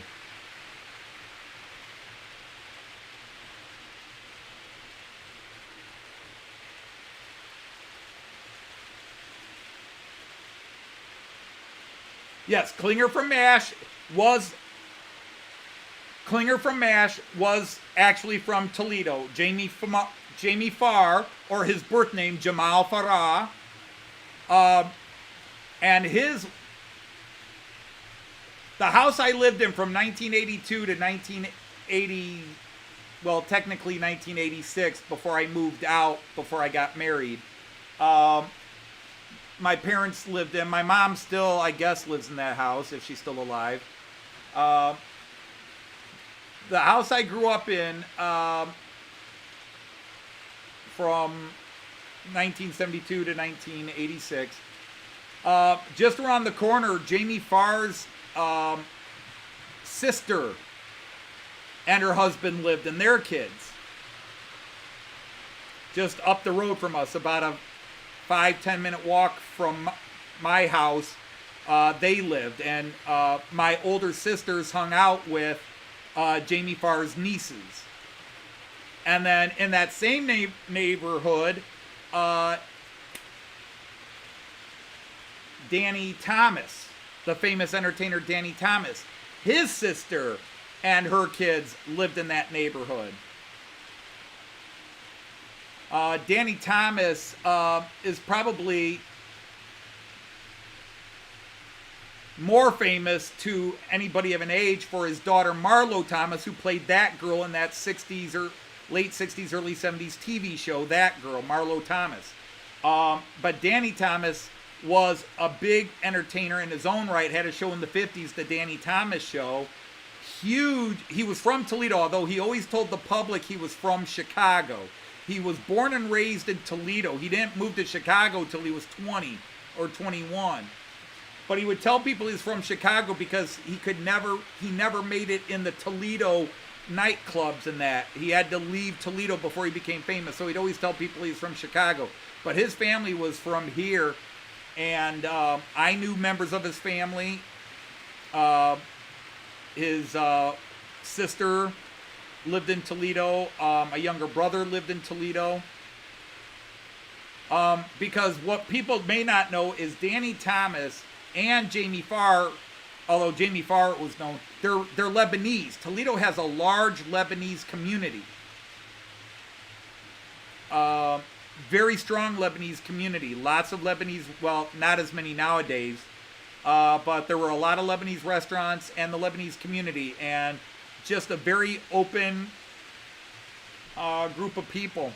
And we, so my sisters and we would go swimming at Jamie Farr's niece's pool. But Jamie Farr eventually bought them all big houses out of Toledo, so they all eventually moved out of Toledo. But when because he was just becoming known in MASH and wasn't making a lot of money from MASH when we were hanging around with his family. And then when he really got wealthy from MASH and then doing the Cannonball Run movies and some of the other stuff he did, he bought them. He bought his family all houses in the wealthy suburbs of Toledo, so they all moved out of Toledo. Hey, Rabel Bell, how are you? Welcome in, welcome in. So I have met Jamie Farr a couple of times. it's hard to say who the most famous person I met is, but Jamie Farr is ranked up there. I also met a couple of famous golfers from the 70s and 80s. Tom Watson, Lanny Weisskopf, and a couple of others. Lee Trevino. Chichi Rodriguez, also known as Chai Chai Rodriguez. I got to meet those guys because I was a caddy at the big country club here in Toledo. And I got to work Thursday and Friday of the 1979 U.S. Open. Now, the pros had their own caddies. But I worked as grounds crew where we, on Thursdays and Fridays back then, the local club, because the Thursday and Friday rounds weren't televised. So the local club provided people to rake the sand traps and the water, take care of the water hazards and everything else. So I got to work on those. When they started televising, the Thursday and Friday rounds, the PGA brought their pros in, so it was only pros doing it the entire weekend. But in '79, I got to work the '79 U.S. Open. That was the one Hale Irwin won with the infamous trick shot. But I got to work raking the sand traps. On Thursday I did hole 17 the first half of the day, and then I did hole 3, which was a dog leg, a par 5 dog leg. And then Friday I did holes 6 and 10. I think that was it. But it was 17 and 3, and then I think it was 6 and 10 on Friday. I remember Thursday better. I remember the holes I worked Thursday because that's when I got to meet Lee Trevino, Tom Watson, and Lanny Weisskopf in that.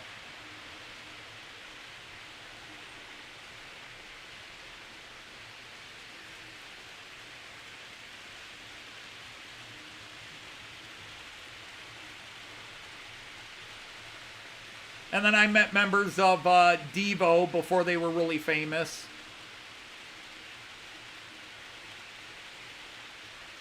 Oh, Kaylani Rafco, you met her. I had a chance to meet the King of Spain, Juan Carlos, in 2004, but I couldn't go. Toledo, Ohio, and Toledo, Spain were celebrating the 75th anniversary of Sister Cities because we were the original. You hear the term Sister Cities all the time, but Toledo and Toledo were the first. And then the organization grew from there and spread internationally. But it started as Toledo, Spain, and Toledo, Ohio.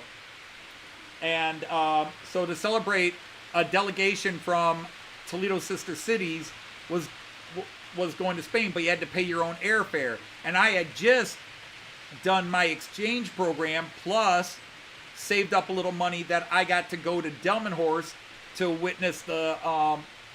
I was asked to go along with the mayor of Toledo to sign some treaties and business stuff with the city of Delmenhorst.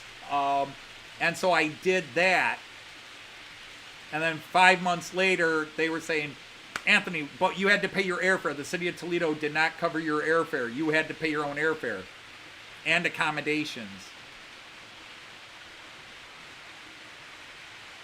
So I couldn't afford it. It was tight money just to do the exchange program those first couple of years. And so there was no way I could afford to go to Madrid and Toledo. But everybody else in the community, all my friends like Hanser Sepka, John Savage,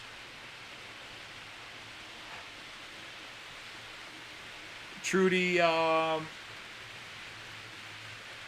Grosvenor, they all got to meet the King of Spain. Big photograph in the Madrid newspaper and big photograph in the local Toledo newspaper. Everybody standing there with my friend Hanser Sepka, who's president of SCI, Toledo Sister Cities, shaking hands, because Hans was part of the Delmenhorst Committee. He was head of the Delmenhorst Committee and president of Sister Cities for the Toledo region. And damn, I missed my chance.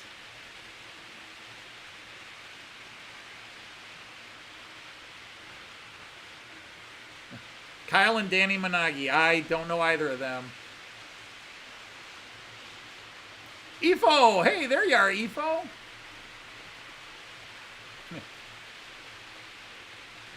You have met a pro cyclist and the daughter of maybe the most famous ophthalmologist of Kurdistan, who is a classmate of yours.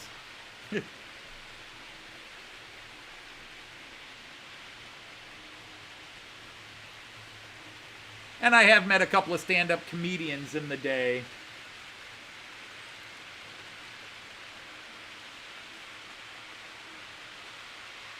Third person will not be mentioned for reasons of privacy. Yes, unfortunately,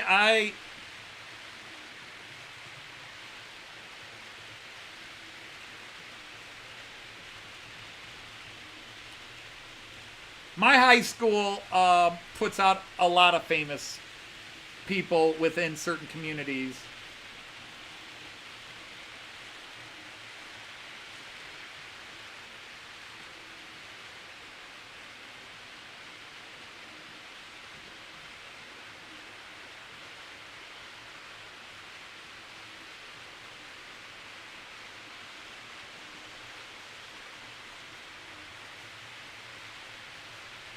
All right, Chris, yours tops all.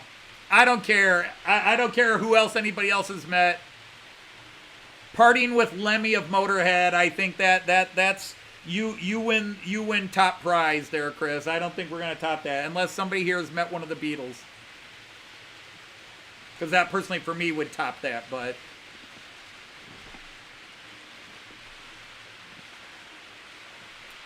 I was supposed to meet Adam Ant in 2017, but we were late getting there.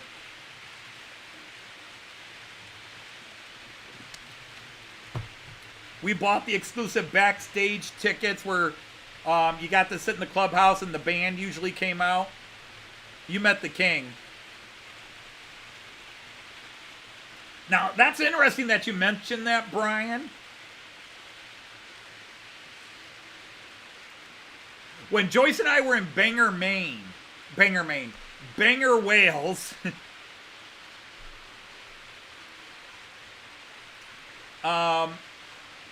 we were just sitting with our luggage because our train dropped us off 2 hours before we could check into our bed and breakfast, and there was nobody there to let us in early. So we just marched with our luggage down to the bay and just watched the tide come in and the tide go out. And we were just sitting there. And three different sets of locals just walked past us, saw us with our luggage, and just decided to talk to us. Oh, where are you from? And blah, blah, blah, blah, and all that. Well, the third guy who stopped and talked to us was ex-military officer. And he served in Charles's honor guard, or whatever it would be called, and was decorated, given various medals and awards for things he had done by Charles, or, and the Queen. And in fact, he says that Prince Charles is on his phone. He can't call him, but Prince Charles can call him, and has. Now, of course, it's King Charles. All right, Efo is taking off. Good night. Thanks for hanging out with us. Well, yeah, there's that. Anybody who met Jimmy Savile.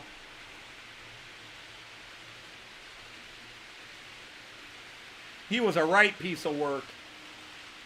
He always seemed weird whenever I'd watch replays in the late 70s, early 80s of some of those 60s and 70s shows. He just seemed weird anyhow. And, Johnny Rotten of the Sex Pistols got in trouble for calling him and somebody else out in the early 80s for all the creepy stuff that he did. And Johnny Rotten got banned from the BBC, and they tore him apart. And lo and behold, everything Johnny Rotten said was proven true 10 years later.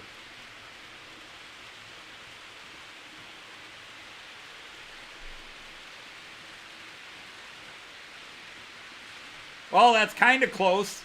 It's pretty cool, Artie. See, all you guys with those great jobs and great experiences.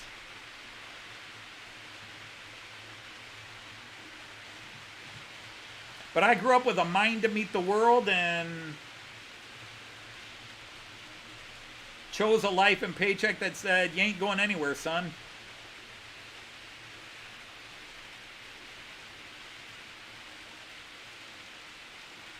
I chose happiness over wealth. I wish I could have chosen both.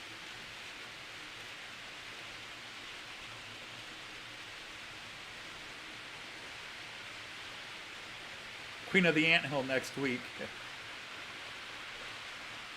But I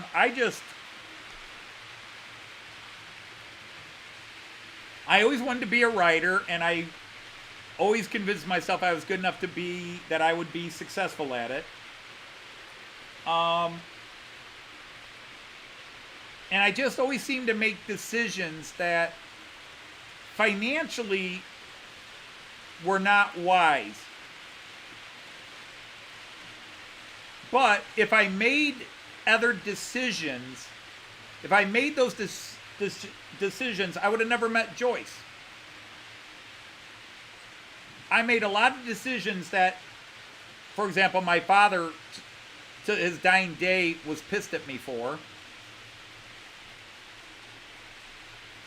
You know, I got into West Point. I didn't want to be a soldier. My dad, when I talked about maybe joining the Army to, you know, save up some money to, you know, maybe serve in the military. My dad did not want me serving in the military when I talked about it at 15, 16. And then when I got recruited to go to West Point, which West Point doesn't recruit, but they recruited me. All of a sudden, my dad's whole attitude changed, and I wasn't allowed to decide what I wanted to be. My dad was like, you're going to West Point. Well, you know, I've got scholarships here and scholarships here. You're going to West Point. Because, don't be stupid, son. You go to West Point. You serve 4 years afterwards, and you could still come out way ahead of everybody else. Or you can do 20 years and maybe you get up to a colonel and you can retire the short retirement in 20 years. And still you're in your early to mid 40s, and you can still pick and choose what jobs you want. You'll get a great education. Your life's made for you. Your life's going to be made.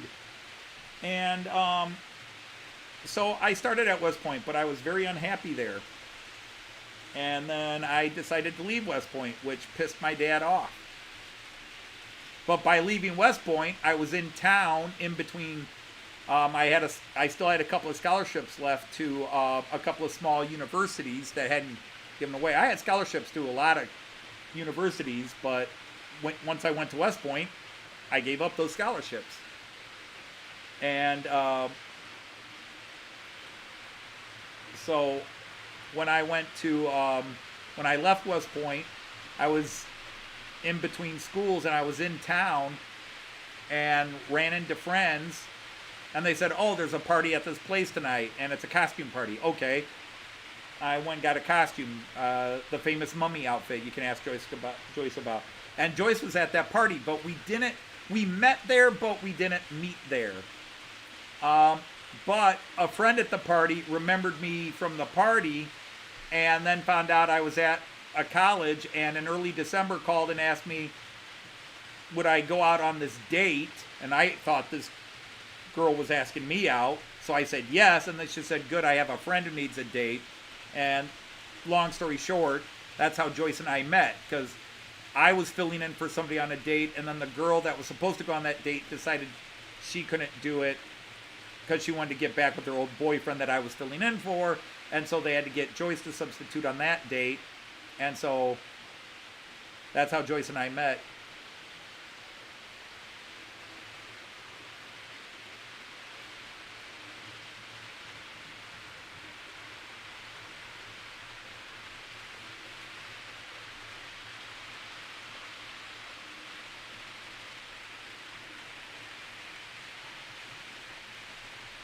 Oh, Susie Quattro.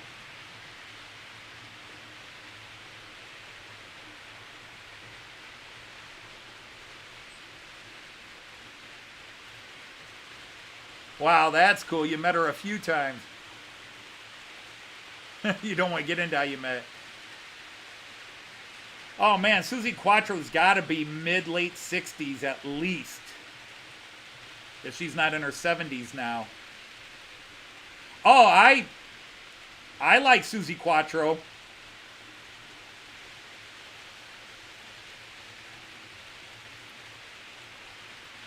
She had that unique 70s haircut that you saw coming out of the UK, and wore, you know, you'd see her. She did the TV show Happy Days here in America.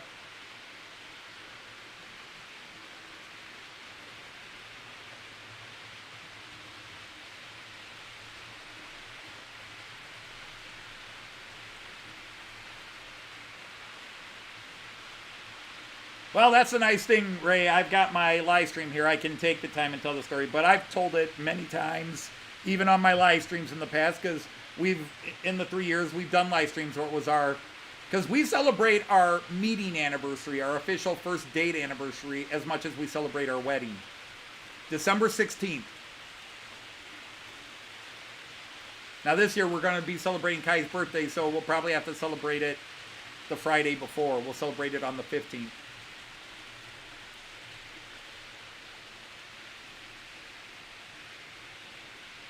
I love what she wore behind the bass. Behind the base. The bass, I'm thinking the fish. I liked what she wore, or maybe I'm confusing it with ass.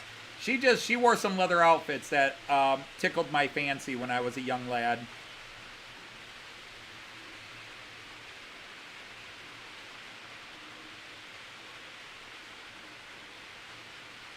Well, we could turn this into all these beautiful women that we often turn this show into.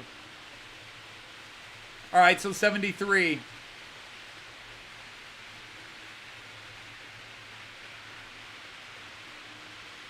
You did a tour with Debbie Harry.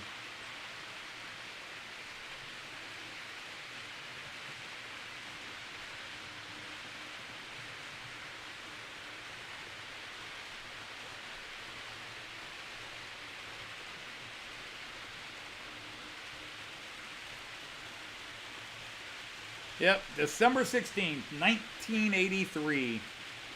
So we are just under 2 weeks away from our 40th anniversary together. Tom, you guys met in Montreal on December 20th. All right, well, thank you, Mon, for hanging out with us. And everybody, please, and by the way, Monsville, if you don't know Clive from Newland, you guys share the beer brewing hobby as well. So trains and beer brewing right there. But check out Monsville. Great videos on trains. Doesn't post often, but great videos. And also do beer brewing.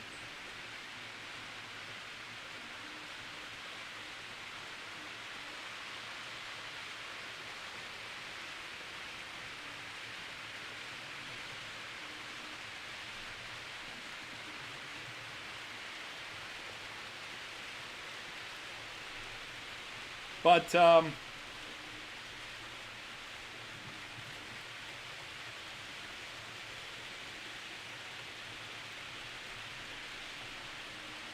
yeah, growing up in the 70s,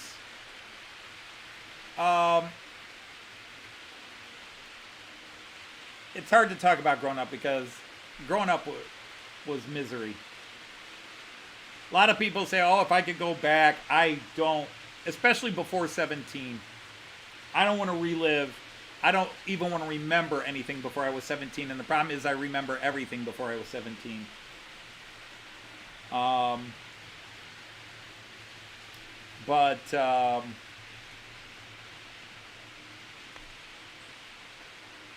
was just into all the stuff nobody else was into. I was into Monty Python and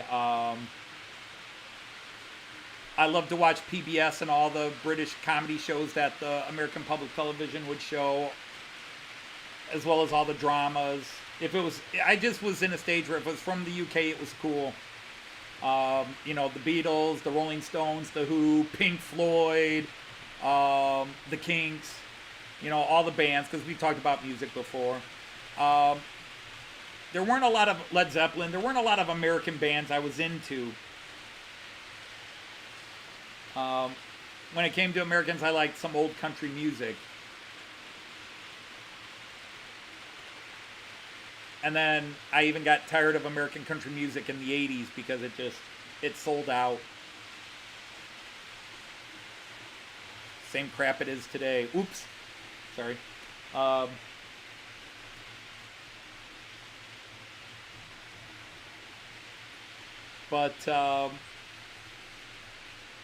Yeah, just if it was British at the time of school, and then I got into punk rock, I was an angry teenager, and punk rock spoke to me with that anger.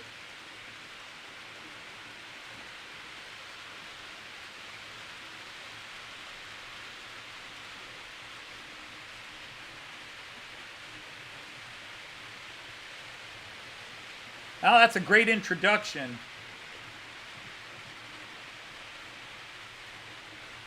The only thing I wish I had done was learn to play guitar. Joyce even bought me a guitar for my birthday or Christmas. Oh my God, it's got to be 15, 20 years ago now, and it's still right here. And I went back and tried, and my fingers, I just struggled doing the chords. Maybe I should learn to play bass guitar, because I played cello, which is 4 strings. But trying to get my short fingers around the neck of a guitar and do the chords, because I'm left-handed, and my instinct is to strum left-handed and finger right-handed, but I don't have the coordination of my fingers in my right hand to really do it. I mean, if I practiced every day, I'd probably do it. And I even toyed with the idea that when I retired, I would start taking music classes, because there's a little music shop up here and they do music classes, to grab my guitar, go up there and learn. And maybe I just need to break down and do that and just learn to play guitar. If I could just... So I'm like Paul. Oh, well, left-handed, yeah. But Paul never gets credit. Paul is an excellent guitar player. Forget the bass guitar. Paul is an excellent guitar player, and he'll never get recognized because everybody thinks of him as the bass guitar of the Beatles. But Paul started as the lead guitarist of the Beatles, and then when nobody else would play bass, when Stuart Sutcliffe quit the band, before they were even truly the Beatles, Paul drew the short stick and became the bass player. And Paul is a brilliant bass player. Now, he may not be Mr. Magic Fingers the way John Entwistle was, but John Entwistle was a freak of nature. But if John Entwistle is the greatest bass player to ever live, Paul is a close second. Paul does not get the credit for the bass lines and his ability to play bass. And he has played bass on a lot of albums that many of you probably bought and said, God, listen to the bass on this album, it's amazing. And you'll find out it was Paul McCartney. Paul is an amazing bass guitarist and does not get credit for, and even John Entwistle would say, Paul is the guy that made me realize that there was a different way to play bass than the way it was normally played.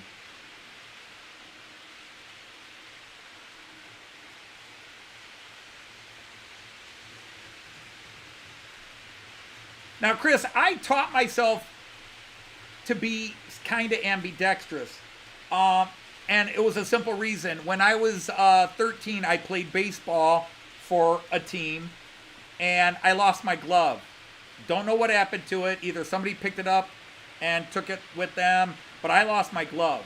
Whether it was stolen or I lost it, whatever, I didn't have it. One day I got home and had to go to practice, and I didn't have a glove. And my dad was like, you lost it? Tough shit. And my dad wasn't buying me another one. And I had to use an old one of my dad's. And I had to teach myself real quick to throw right-handed until I learned to hold the right-handed mitt, the right-handed mitt, which goes on my left hand, and spin it around and put it on my right hand so I could throw left-handed. But there were several games where I had to catch and throw the ball right-handed, which was very awkward, but I literally spent a week going out there, going from this, throwing the ball right-handed, to being able to throw right-handed. But yeah, I am what they call preternatural lefty, which means I do everything exactly the way a right-hander does it, except left-handed. For example, when writing, right-handers often write like this, or maybe slightly like this. Right-handers write like this or like this. But most lefties you'll see come over the top and write like this.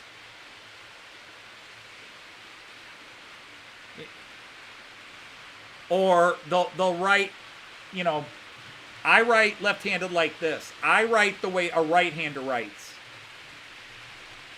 When I write, I am holding exact mirror image of a right-hander. And they say that's very rare in lefties, that I don't have that natural inclination to twist my whole arm. I am very left-handed.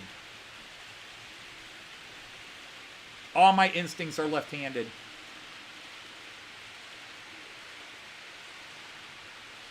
Oh, so you play like Joyce does, Chris. Actually, let's see. It says you serve left-handed and then change it to play.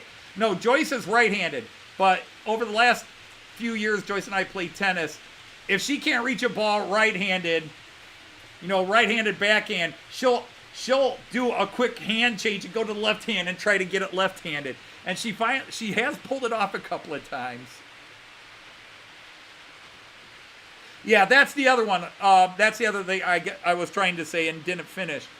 Or they'll shift the paper. Lefties will turn the paper and write sort of like this. But some crook their arms like this really wild, or they'll turn the paper. I don't. My paper's straight, my hand is straight, I write across. Oh, there's plenty of people. My brother was both-handed. Joyce's brother is really ambidextrous. There are some things he does left-handed, some things he does right-handed. He bowls left-handed, but he plays baseball and throws baseball and everything right-handed. He writes left-handed, and he bowls left-handed. But when he plays baseball or football, he tends to throw right-handed. And he bats right-handed in baseball. He does a lot of things right-handed and a lot of things left-handed. But technically, I think he's left-handed. Now, Joyce's sister is also left-handed, but she does everything right-handed. I think the only thing she does left-handed is right. Everything else she does left-handed. But, of course, she went to Catholic school where the nuns beat you up. Because that was my earliest memory. I went to a Catholic preschool when I was 3 and 4, and I would color and write left-handed. And we had a nun who was, 150 years old, something like that. And she would smack my hands. Use your other hand. I'm like, this is my hand.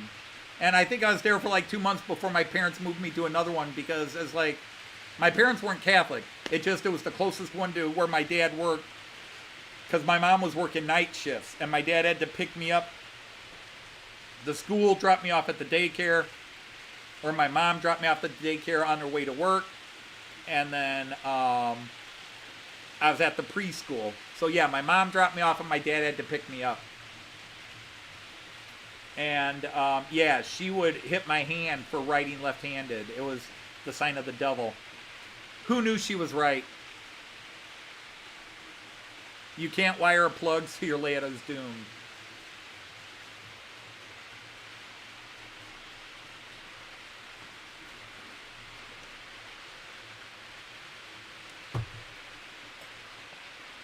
I had the potential to be good at sports, except in baseball, I could never hit. I knew the strike zone very well, and I took a lot of walks in my baseball career, but I couldn't hit. literally Joyce, when I joined an adult baseball league, Joyce, who was a big-time baseball and softball player, she took me aside and taught me how to hit, because even my dad and my coaches wouldn't teach me how to hit. They just expected you to go up there and swing and figure it out. But I was I made the team every year because of my defensive abilities. I was the fastest kid in my neighborhood and school growing up. I was the fastest kid, and I could fly, and I was very good at, I was an outfielder. And so what would happen is I would sit the bench, and then when our team got a lead, they would take out the starting center fielder, who was our big home run hitter, and didn't play center field. He stood there. But because he could hit the ball a mile, he played.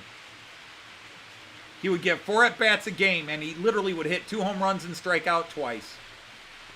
So I played, so I would go in for the last 3 innings of the game and play defense.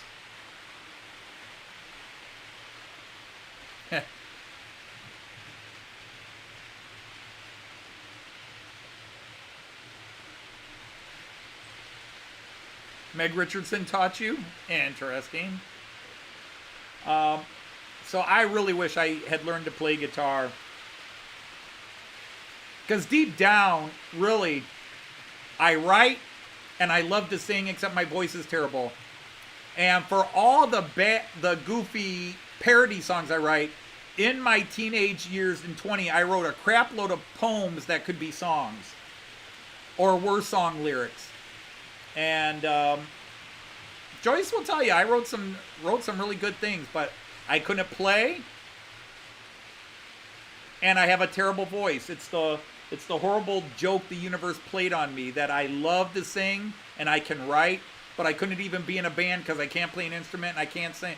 I kind of wanted to be like a Brian Wilson, where I'll write your songs for you. I kept trying to find a band growing up where, look, just let me write your lyrics. Maybe I can play tambourine on stage, and I'll just write your lyrics for all your songs.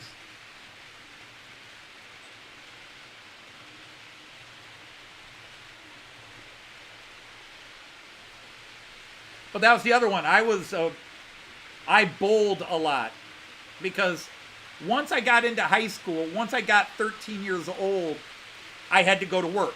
Well, I didn't have to, but I needed to. I went to work, started as a caddy. At the age of 12, actually, I started as a caddy because I wanted money. My dad was broke. My dad was unemployed a lot. And if I wanted stuff, my family couldn't afford to buy it, so I got a job and would pay for it myself. You know, I did newspaper routes, but caddying is where I really started making money, and it put me in good shape. That's a lot of walking, carrying those weights. But bowling, because everybody in my family bowled. My dad was a big bowler, and my mom was a big-time bowler. And their friends, Bob and Dana, were big-time bowlers. And my parents were in leagues where they won a lot of league titles. And I bowled, my one sister bowled, my brother bowled for a few years, but I was the best of the family bowlers. And I bowled, and I was part of a team that set the high school record for most wins in the bowling season, which still hasn't been broken. But my problem was I became a very temperamental bowler. I was a kick the machine and cuss if I didn't throw a strike. And I was not... My biggest bowling success was 1983, the year, a few months before I met Joyce. In the spring of 1983, I participated in the PBA championship here in Toledo.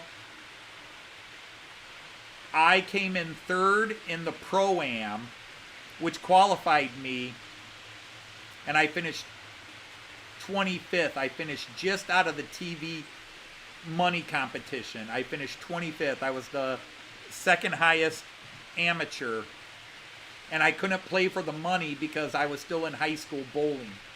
But that was my claim to fame. And I would have made the money I would have made the money round. I would have made the final 24, which is when they start playing for the money, and then the top 5 would make the TV show. Any Americans that know the old PBA shows with Nelson Burton Jr. and Chris Schenkel. But Toledo was one of the 4 jewels of the quadruple crown. There were 4 major events, and Toledo hosted the PBA championship.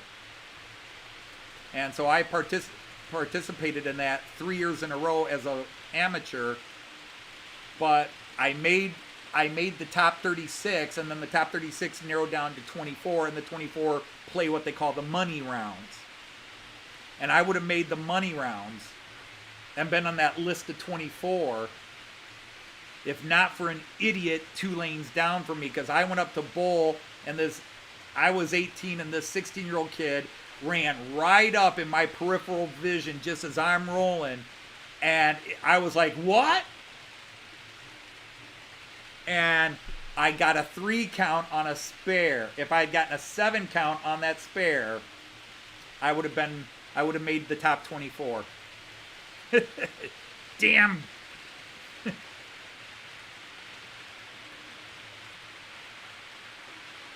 All right, good night, Ray. Take care. The kids challenges to write a whole album where the only instrument is a tambourine.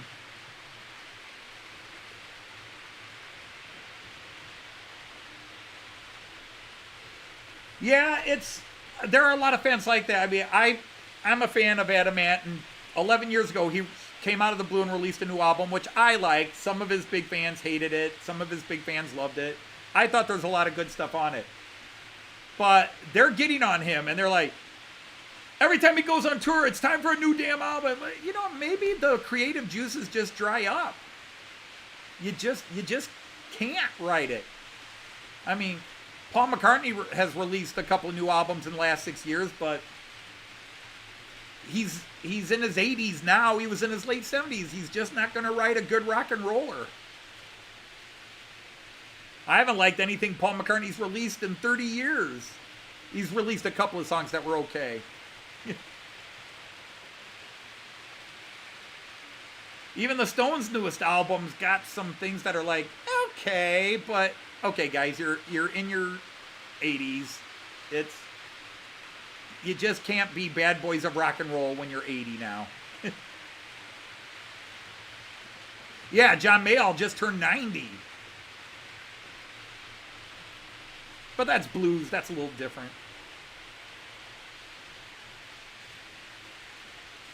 It's, there comes a point where you just can't, it was like watching Roger Daltrey, who's still got a great voice, but it's not quite as great as it used to be, but he still got that beautiful voice. But watching him in concert a couple of years ago, and they're up there doing My Generation, and he doesn't have the voice for it quite anymore. Oh my God, before I get old, like, you're 73, you got old.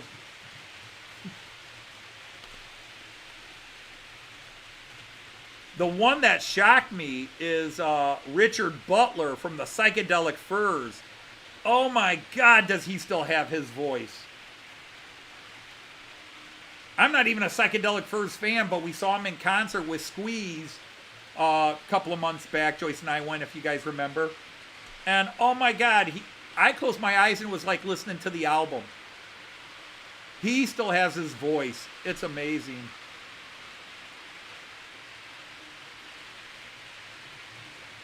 But sometimes we say they should retire, but as long as the fans are willing to pay them money and you still enjoy touring, that's the thing. You're doing it, do you enjoy it, or did somebody get a divorce and you're trying to help them out? I mean, seriously, it's not rock and roll, but they're the rock and roll Beatles of comedy. Monty Python 10 years ago did that O2 series of concerts. It was supposed to be a one-off, and the joke was that the original name of the show was Pay Off Terry's House, because Terry Jones, who sadly passed away a few years ago, was having financial problems and was going to lose his house. And so Eric and John said, well, let's do some shows and raise you some money, and maybe that'll, and they made a fortune. But they all got back together and did those shows to pay off Terry's financial debts. And sometimes these bands do that. They get back together because somebody needs money.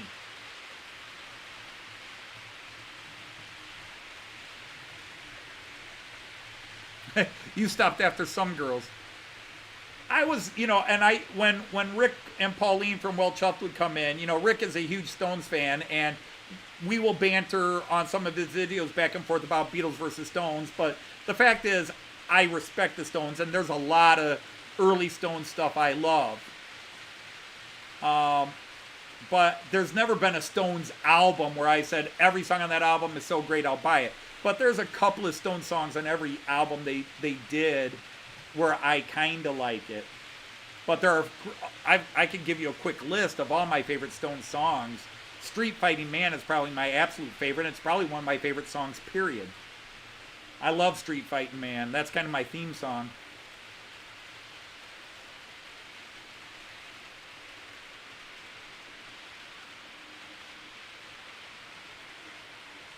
No, I switched. I now switch. To me, it's a great space saver. I used to buy the CDs. Now I just buy everything digital download. I know I don't have the hard copies of, and vinyl is back now. Everybody's buying vinyl again. I learned my lesson after I lost my album collection in a flood and had boxes and boxes of CDs stacked up. When digital came out, I was like, oh, look, I can have all my music here on one little file. That cinched it for me. Greatest hits albums are good, but in some cases, for example, one of my favorite Beatles songs, and again, that's only narrowing it down to about 100, but is a song called Hey Bulldog. And that song is never on the greatest hits. They just re-released the Red album and Blue album, and it's now on the Blue album because people have been discovering it for the last 20, 30 years. That Hey Bulldog is an amazing rock and roll song. I love Hey Bulldog. It's one of their best rockers. All right, Kieran, good night. Take care. Yeah, Start Me Up is not a bad song. It's just like every Stone song. It starts with a basic guitar riff and then just rolls on the riff. But yeah, Start Me Up is a good song. It's probably the last song, their last new song they did that I like. Everything they've done since Start Me Up is just sort of... But I like Start Me Up. I'll admit I like Start Me Up.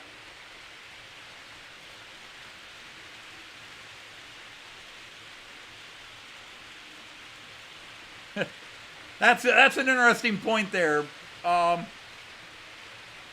because that's always single versus album. And no, I don't think the 45 I don't think singles will ever be back, even though they still get radio play and done that. Everything now is album. Everything is now AOR, album-oriented rock. And some bands release every song on their album as a single. Take Some Acid, Play the Moody Blues. I've always heard people talk about, I love the Moody Blues, and I've never taken acid, and I don't think acid would enhance it.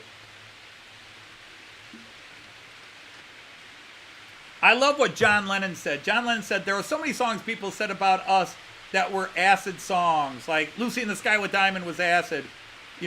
He says, I only wrote 2 songs while I was on acid, and I listened to them both, and they're both the worst things I ever wrote. Now, I had experiences on acid that I then wrote about. He says, but it's not the songs you think. Lucy in the Sky with Diamond is not an acid song. You know what is an acid song? Dr. Robert on the Revolver album. That's an acid song. That's from John Lennon. Happiness is a Warm Gun is a heroin song.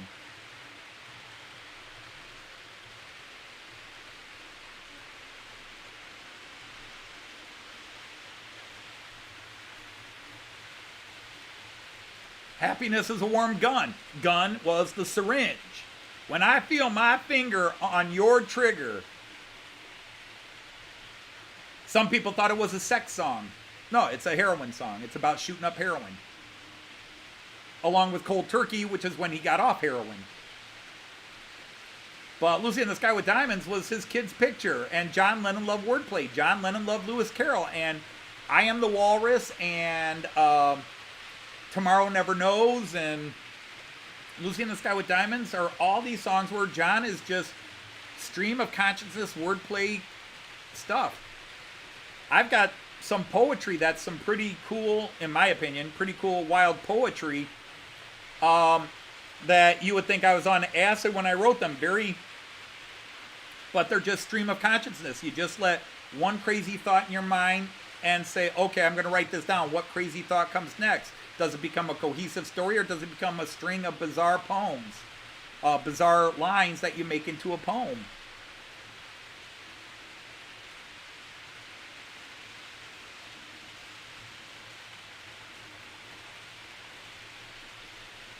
Golden Brown, but yeah, the Stranglers, yeah. Yeah, Lucy was a classmate of Julian Lennon, and Julian brought a picture home. The teacher attests to the story. Cynthia Lennon attests to the story. Paul attests to the story.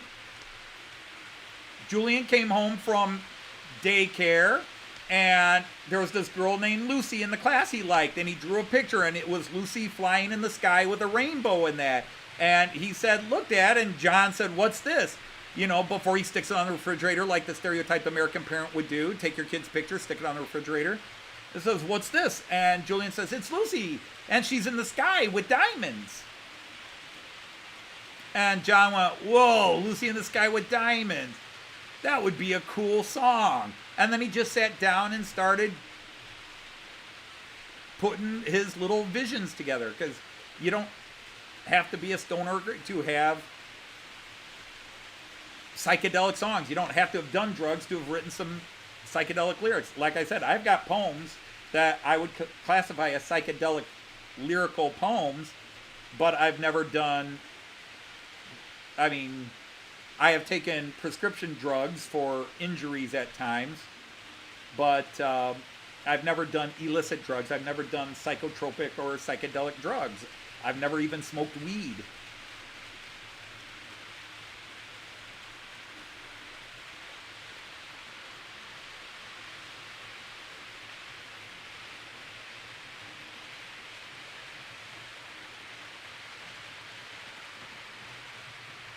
You gave away 5,000 vinyl records. I never had a lot of records because I could never afford to keep buying it. My money was always going. Growing up, I had to have my Beatle albums and I had to have my Pink Floyd albums. But most of them are in crap shape because they got caught in the flood. Somebody's going to hurt somebody when the night is through. Yep. All right, Brian. Thank you. Yes, I will not forget their 3 volts.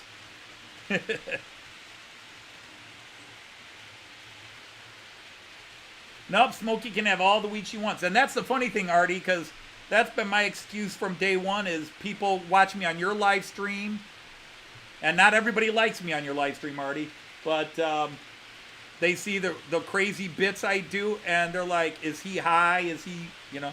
It's like, no, I act this way naturally. I was naturally insane. The problem is I acted this way when I was 9 and 10 and annoyed the crap out of everyone. I was a very unpopular kid growing up, most of which was deserved. I deserved to be unpopular. I acted like a shithead. In my defense, they needed to know what I was going through at home to understand why I was acting that way in school and in public. But in other times, I lived in a shit neighborhood where kids were doing drugs and breaking into shops and stores and vandalizing places, and I wouldn't go along. I thought it was wrong. And so they didn't like me being the goody two-shoes in the neighborhood. Wow, Wolfsex, thousands. Insane.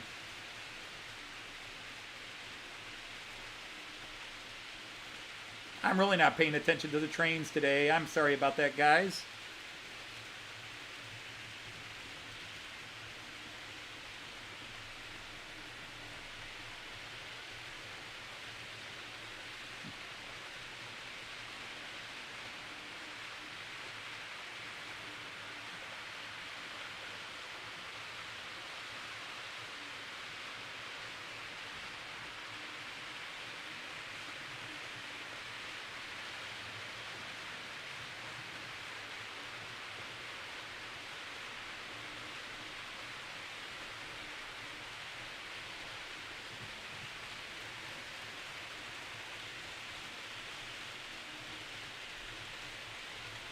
I'm waiting for Joyce to come down. She hasn't come down yet. But like I said, there's a chance she won it.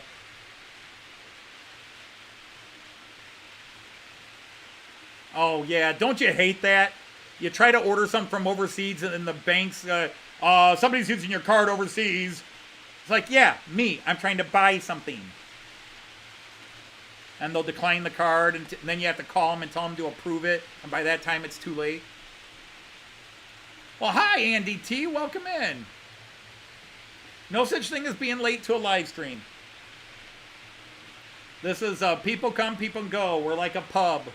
Although Andy and Artie will point out that all the good pubs are closing down. But I don't serve alcohol, but if you bring your own, this is a pub. We're a model train pub.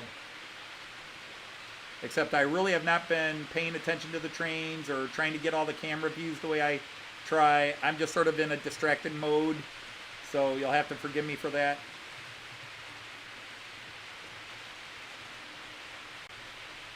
I think we're going to get busy here in a couple of seconds, so we'll see. We'll do the 11 lane for a bit. But that is the Austrian EC right there. Or IC. It's both. And now comes the German IC right there. The IC, the Intercity, or the EC, the Eurocity. And the Alex is coming up. So yeah, I called it. We were going to get busy here real quick. So now you can see everybody coming through. And nice and big, where you really get a nice view of the trains. And then there's that big, my biggest locomotive. That thing is a monster. It's my heaviest and biggest. The musical E-Lok. Or Lok. E-Lok. E-Lok. Electronische Lok. I don't know. I'm waiting for Joyce. Oh, Joyce says she will be coming down. Cool. But yeah, Joyce and I have to go out and run, so it might just be a pick-up, carry-out dinner. I mean, Friday we always eat some kind of eat out. It's either delivered or we go out and get something. We don't cook on Fridays. And if neither one of us feels like going out and picking up, and we don't feel like ordering, then we just have what we call fix your own, where it's basically a cold sandwich. Well, she hasn't entered yet. She's not here yet. She just texted me and says she's coming down. On her way.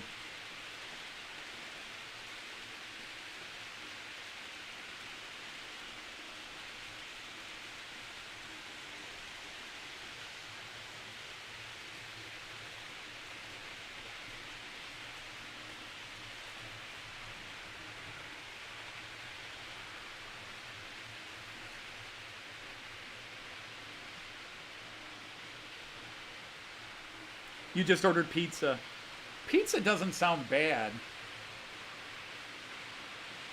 But Joyce and I have to run out, so we got to run to Walmart. We got to run to Wally World, as we call it.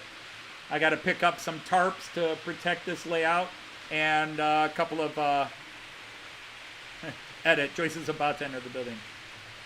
Ladies and gentlemen, Joyce has not entered the building.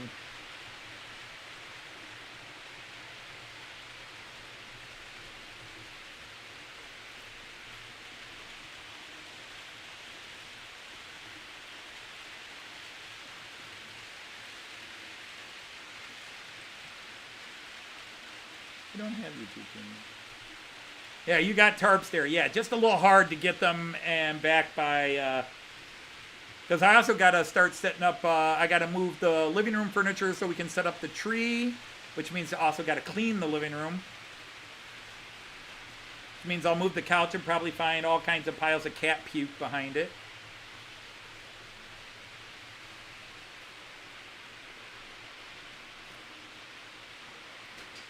Haha! I hear. Ta-da! That's all right. Like I said, you know, if you said you just weren't up to it today, that would have been fine. You'll be fine? Yeah. You'll be fine. All right, well, let me get the... Oh, uncross these legs. Urgh. That was a tight spot I had them crossed in. You want to move that cup out of the way? We'll move the mic there, and then let's do the... Let's do the multi-view so I can change this camera around.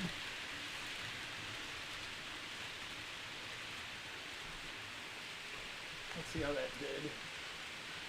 It's tilted. There you go. Okay, hi Wolfsack. Take a deep breath first. I know, hi Tom. Hey Valley. Hi Tom. Hi Andy. Wait. Thanks Raymond. And hi. Hi Dino. Hey Artie. That's quite a way to say to me. And hi Carl. And anybody else I might have missed. And hi to everybody. Hi Randall. So, Paul, Hi, because I Rick. accidentally called him Peter earlier. Paul at Wolfsec. You can say hi, Paul. oh, so hi Ball. Okay. And then Hi March West. Oh, they know who they are. Alright, I'm gonna put a stream on YouTube. And you caught Chris, right? From Valleys. Yeah, Chris's Valley. Okay. Yeah. Oh, you need to give me And a then you cheat got sheet. Andy and Rick. Okay. Yeah. So what I'm thinking is try to park as many trains here on the 6 lane, you know, the 11 lane section here, and then bring all the high speeds and just park them in the middle here. Sure, in the middle. And then yeah. I'll just get buckets and put all those cars Oh, in. giddy people. So, hi Leamington. That's Graham. That's Graham. Yeah. Hello, Papa John. Hi, Grandpa Rails. JD? JD, yeah. You can call me Joyce, Papa John. It's Mrs. Dodge. Oh, I Not know, when but- she's off the clock. Yeah, not when I'm off the clock. Just Joyce. Wow, this says you only have 6 likes. That's not right. Yeah, you can refresh it I'm if you gonna want. refresh it. Yeah. I think I'm up to 37 according to that. Cool. I just gave you one. And then you get a commercial. Always get a commercial when you refresh. Yeah, they gotta... And now Oh, it now says you're back. 37. So nice. That wasn't really this good. Oh, those cookies look good. Yeah, cookies look good. That makes some of this Yeah, 38 likes, nice. 166 views so far. Okay. Why is Well, you know, it's the time of year. You know, it's the time of year that people are very busy. So Yeah, everybody's busy, everybody's busy this time of year. except me. Right. I Oh, actually you're got, doing I went out to the garage and got the new ladder off the van. I Okay. really was thinking of taking it out there and doing it in the rain, and then no. Oh. So I messed with the lights. I did find You the can do it one tomorrow. lights that, so they're hanging there. Good. Okay. Okay. Yep, they look So good. for episode 2 tonight. Yeah, you'll have the lights. Hi, Raymond. Now, Richard did his. Now, he did not watch my video Right, because he didn't okay. want it to spoil him. And Okay. identical. Yeah. Oh, and exact 2 ones? Yeah. Interesting. I always figured they mixed them up. Well, last year and the year before they did. Different people were opening Yeah. them and they had different ones on day one. But Well, okay, the day one, it may be different day 2. You never know. well, you know, I told you last night, or did I, that if you remember last year, Hi, Lee. some of it got, hey, Lee. Hey, happy birthday for your brother, Christopher. Nice to see you. Hey, Joseph. And there's Christopher. Hi, Christopher. Yeah. Speaking of birthdays, yeah, a few announcements.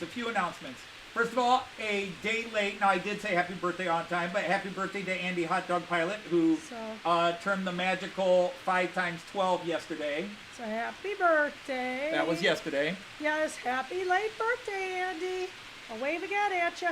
We want to send our best wishes out to a few people. To our buddy Brian from the Angel Share. His mother passed away last month. Oh. I only found out from his video today. Gotcha. Oh, that's Which so is why he sweet. hasn't been on Yeah. for a while. Well, actually, she was injured and she died a couple of weeks ago. So we all want to send our best wishes out to Brian for the loss of Thank his you, mom. Andy. He was very dear and close to his mom. And I didn't mean to anybody laugh at else that. out Lucky there, Andy. because we got a couple of friends that don't necessarily want to talk about how they're feeling, but we just want to wish you guys, some in the room, some in the background. We're sending you some love. Yeah, You need to feel that from us. We're sending you love. Is that what you're going to say? yes. Yeah, some Dodge love. Yeah. You know, we've probably been through a lot of this, so ourselves, we completely understand. Losing siblings, parents, yeah. So It's not cool. people have lost very close loved ones. People are going through illnesses. Yeah. Boxcar Jerry just had a really nasty bout with COVID. Yeah. Alan Wiles had COVID a couple of weeks ago, and Yeah. crap, who just was coming? Oh, Mark Sea Dunnigal flu, Dad baby. had COVID. Sea flu. The sea flu. No, we can say COVID. They don't. They're not going after that anymore? They're not holding up your videos for saying it now. Okay, gotcha. Yeah, well, you know, we both had it in October. But Mark at Dunnigal Dad had a bad case of it because, you know, Joyce and I Oh. obviously had it, which is why we weren't at Getz, which I'm still sad about. Yeah, we again. are. Yeah, we both are. But I really Yeah, it sure is. was slightly nasal congestion. That was and then I lost my voice. Oh, Joyce no. had worse symptoms. Stage 4 cancer. Oh, Rick, I'm so sorry. That is Oh. so heavy and so hard. I say we all completely understand. You know, my brother died from a long illness, although it went fast for him, but Well, again, sorry, Rick. we all understand, and I'm so sorry. That is so hard on the whole And family. again, you didn't have to share that out, Rick, Yeah, but you didn't have to, but if we're- it feels okay, and again, we're sending love. That's so hard. we're a community that can So disagree about a lot of feel- things, but we will So come just together for our friends. Feel and- it from us, please. Yeah, Raymond, I was bragging about that too until October when I had the biggest. Right. And really, you know, you think of all our great trips to Germany. Mm-hmm. All right, but in some ways, that 4-day trip to Getz might have been the biggest trip ever. In a lot of ways, because it was the one and only. Let's just say what the. Kind of the impulse. Let's say what the fuck it and was the just. impulsive We're gonna trip, go to yeah. England for a weekend. Right. It was crazy. You know, Well, I mean, we'll try to all be the trips crazy with again my next year. students were special. All the trips were special. And the first time I got to go, that first exchange program where I got to go and be in Germany for the first time, will always be a magical moment. And I of course, agree. Don't jinx yourself, Raymond. You are not safe. 2017 and 2019, when Joyce and I got to travel alone for the first time. Yeah. Like that, being in another country away from everybody, that was special. But having my Was kids with me special. was special when we did those things Aw. back with the students. But Yeah. so we're blessed in a lot of ways. But yeah, that We was are. disappointing. But watching Joyce's brother deteriorate, going downhill, Such a mean disease. watching my friend John, Yeah. Yeah. just every time we saw him, it was like he had it before and then he went into remission and was getting better, had gone skiing again, things were good, and then, oh, it's back. He didn't want to tell anybody, but it was back, Right, and with it a came vengeance. back, and Yeah. it just, With a vengeance. with a vengeance. Oh, sure. WIebe. Doing a lot of trains behind it. Oh, that's nothing. This dude could probably pull every one of my freight Yeah, too. cars. Look at that long oh baby. Yeah, look at that. Yeah, that's, well, you know, I didn't have a full theme, but the long rakes have a theme. Right, they're all EC. They're all ECs. Yeah, ECs, that's right. Well, I mean, the cars for ICs and ECs are the same. Intercities, Eurocities. It's just, are they going cross borders or are they... So, like, if that OBB was just in Austria, it's an IC. If it's going from Stuttgart to Salzburg, it's an EC. Right. Tested the present today. Wicked. Oh, you gonna have a video of your present for your birthday? Uh-huh. That'll be cool. Oh, yeah. And by the way,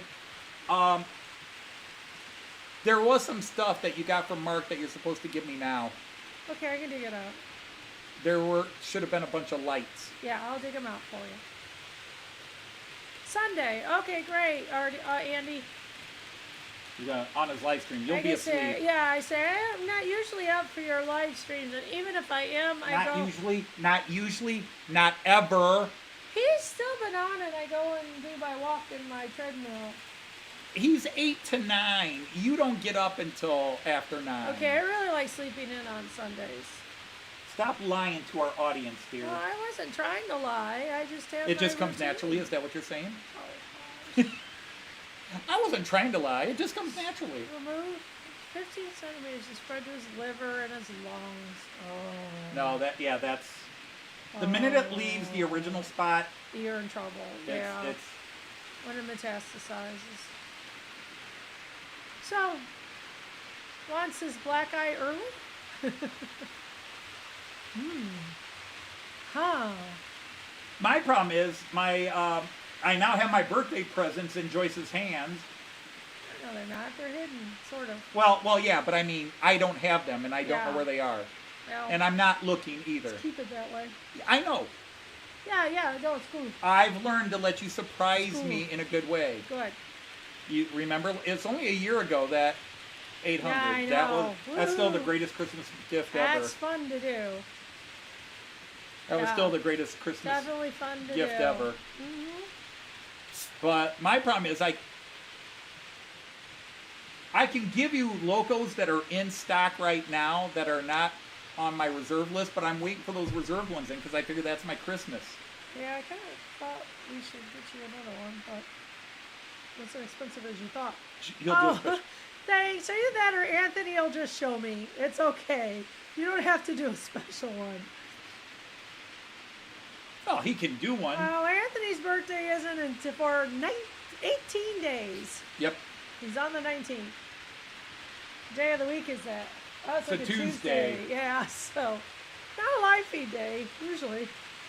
I've got, I do like, I like being told happy birthday. I like, Joyce has always done big birthdays, but it's like middle of the week, sometimes, like Joyce, kids feel obligated, like they have to come. Oh, it's my dad's birthday, I have to go. No, they can come. I'm not saying don't come. I don't need the big party. I do want my cake. I just don't need the big party. Right. You can make a smaller cake just for me. No, we'll share. Oh, okay. Yeah. You But don't, it's like you if don't we- diet the last 2 weeks of, in fact, the last 3 weeks of December. You don't diet anymore. Oh, I do. Well, I know you try. Or you do.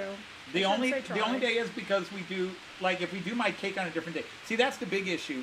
Now, didn't we say we're going to celebrate my birthday the Sunday when everybody's there so people don't have to come over on I Tuesday? would say so, although Lindy's going to pick up the baby. Although, when were we talking about going to the zoo? Yeah, but they like to go home. Well, we were going to go to the zoo on Tuesday or on Sunday, but that's been washed out. No, not the zoo. We were going to go to the tree The festival. tree lighting. Yeah, one of the parks. Your birthday's whenever you go to the deli, huh? You have to go get the pizza. All right, Rick. So, nice Thanks you for in, hanging with Rick. us, and we're very sorry. We sure are. Being sorry doesn't do anything, but We'll see you at the train show, hopefully. That's in January. yeah, I want to share my stuff. What's What's the Toledo train show? March? Oh gosh, it's in March. Okay, that's a ways. Kyan's So we won't birthday talk about- is December 20th. Right. Mine is December 19th. Kyan was actually due on my birthday. No, he wasn't. He was being induced on your birthday. They were going to... Really? Sorry. If they're going to induce him, Doesn't that mean he's due? Well, they didn't think it'd happen that fast. So anyway, Um, what was his and I made the January, comment that I hated shared birthdays.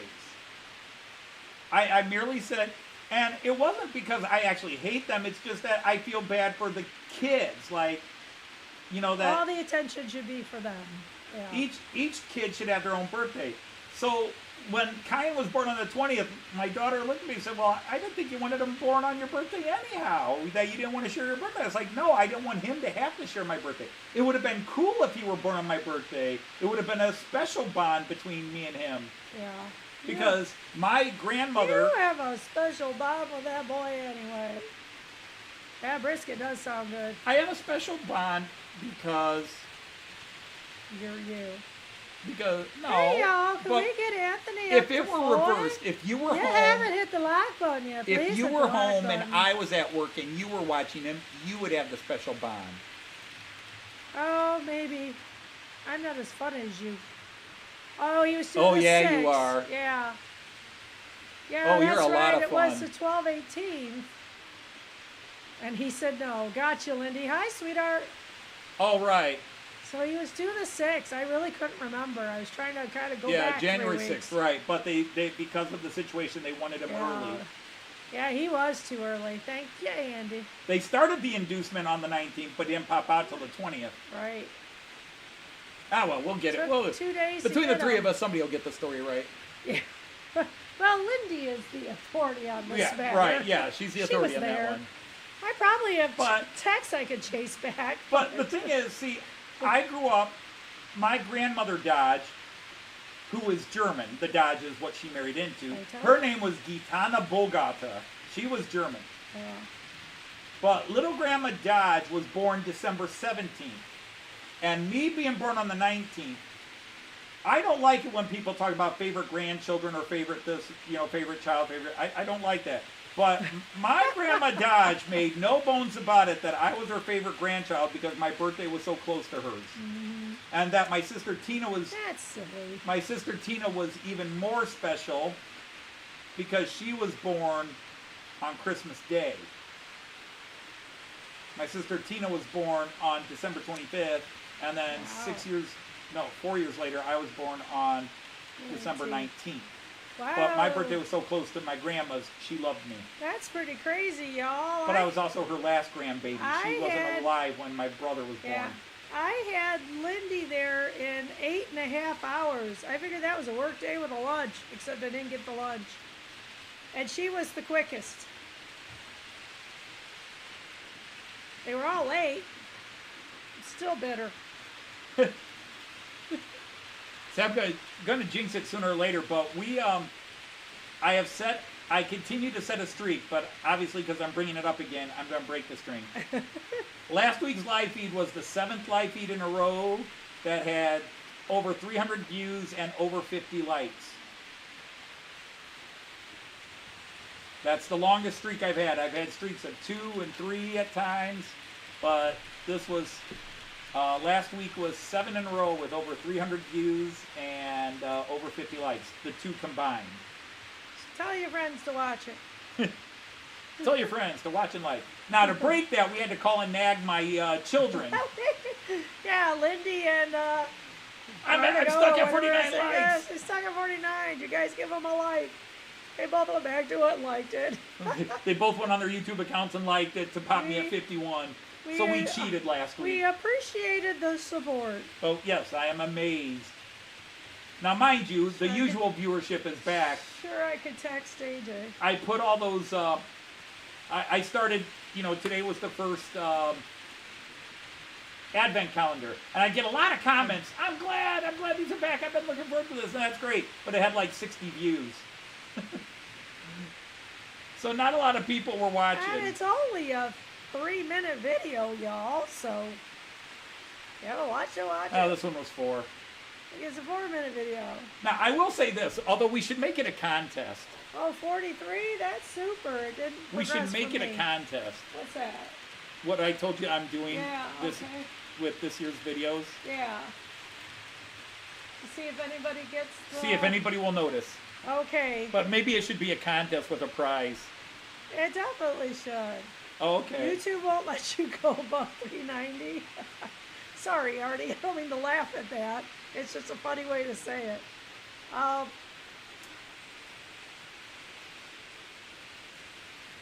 Yeah. You got 42 We up don't know there. exactly. Yeah, mine's not progressing, so I don't know what that There is a hidden joke. This one's There up is to a 43. hidden joke regarding this year's Advent calendar videos. Your last brisket was 26 pounds? Wow. You could feed an army with that. Our last, there is a hidden joke that's going to run through this series of Advent calendar. I hope so. And so I'm we're going to make it slightly a worried about contest. it. And if anybody can figure out what it is, we'll give some kind of prize or award away. Yeah. You know, like a gift certificate to your favorite model train shop or Yeah. whatever. Because we've done that. We, like Chris Winningham won a contest on my channel, and we Here's your bought him a gift certificate 500 on subs, I Hatton's. think. We bought him a gift certificate at Hatton's, and somebody else won something, and we bought them a gift certificate to Rails of Sheffield. So, yeah, seems pretty easy. You got a great butcher. That's cool. But anyhow, there's going to be a running joke through this year's videos. But you have to be familiar with last year's videos, the Advent calendar videos, to see if you get the joke. Now, probably you might have to go 3, 4, 5 days, and then you might figure the joke out. Yeah. I could say anything. I could say the wrong thing. Yeah. Yeah.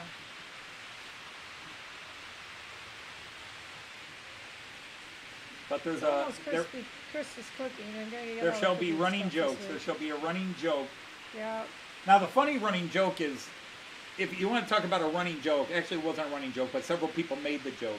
When they watched the video of me opening the 2 figures today, can you guess what the #1 comment was? You didn't use the No. tweezers? No, and I'll use the tweezers Yeah, to open you that used side them this last year. year. It's a lot easier with the tweezers to get the figures out. With No, the tape? it's about opening the figures. With when the tape the this reveal. year. No, we had so many chainsaw jokes, it was ridiculous. Oh, What? No chainsaws? No chainsaws? No Okay. chainsaws? Jackie shared a video on Facebook for you. Yes, she did. Okie dokie. I'm not sure why I get it, but alright. What about a walking joke? Why are they always running jokes? Why aren't they walking jokes? That's a good question, Raymond. That's too much time on your hands question. Set up my Christmas tree at school. Kids are decorating it on Oh, Monday. well, did you go upstairs? No. Oh, okay. You got everything out? Everything's out. You got everything out without me? Yep. Wow.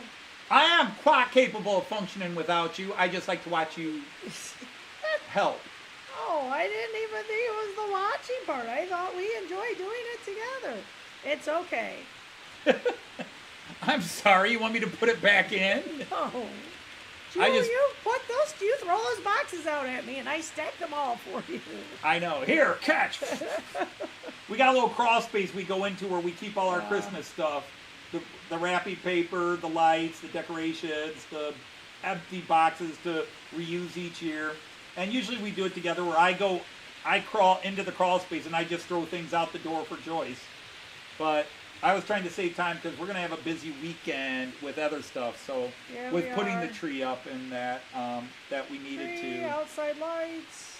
Got to finish the outside The lights. thing I have to do for school, I don't know, sometimes is I gotta make some more cards for my tutoring kids in the morning. What was the first 'Cause chainsaw I added invented? it.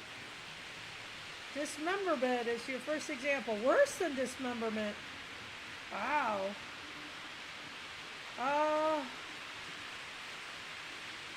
How could it be worse? I mean, dismemberment's pretty awful. Disembowelment, torture. There's going to be torture somehow. Sounds like it.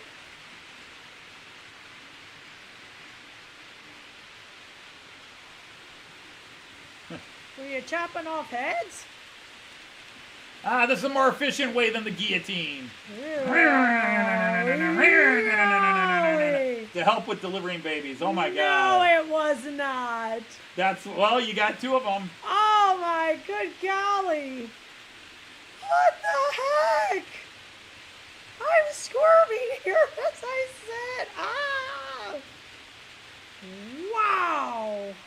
What man comes up? No woman would come up with that. What man says, oh, look, that baby's stuck. I'm going to invent a gigantic rotating saw. 15 seconds for Pixie to take it down. Indeed, Artie.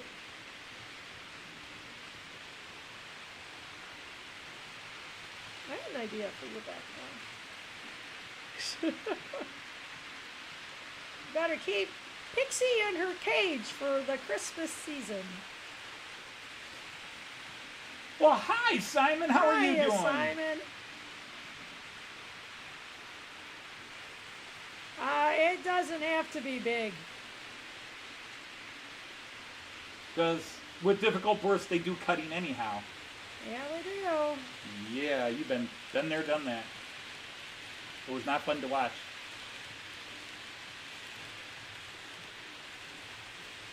Don't know nothing about difficult births, but I've had a few difficult baths. Okay, funny, Andy.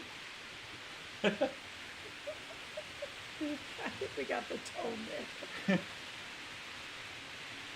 Not comparing. You're not allowed to make jokes about the difficulty of birth Nope. with a woman who has had difficult births Yeah, no, present. don't do it. Unfortunately, it's political correctness. Yeah. Actually, it's safety, because you'd get punched in the face. Yeah.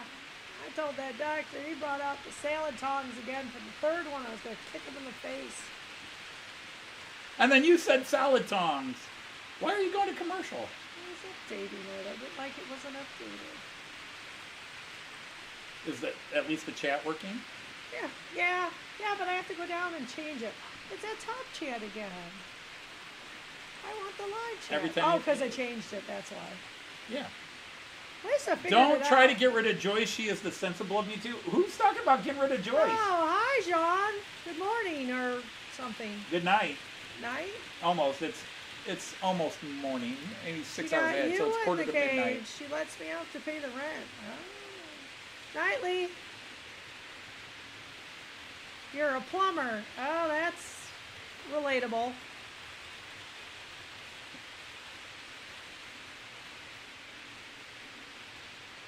A great bath when you're drunk. A faucet long. So you know all about things getting stuck in the pipes. Yikes. Just like... Oh, no, I made the joke now. I'm doomed.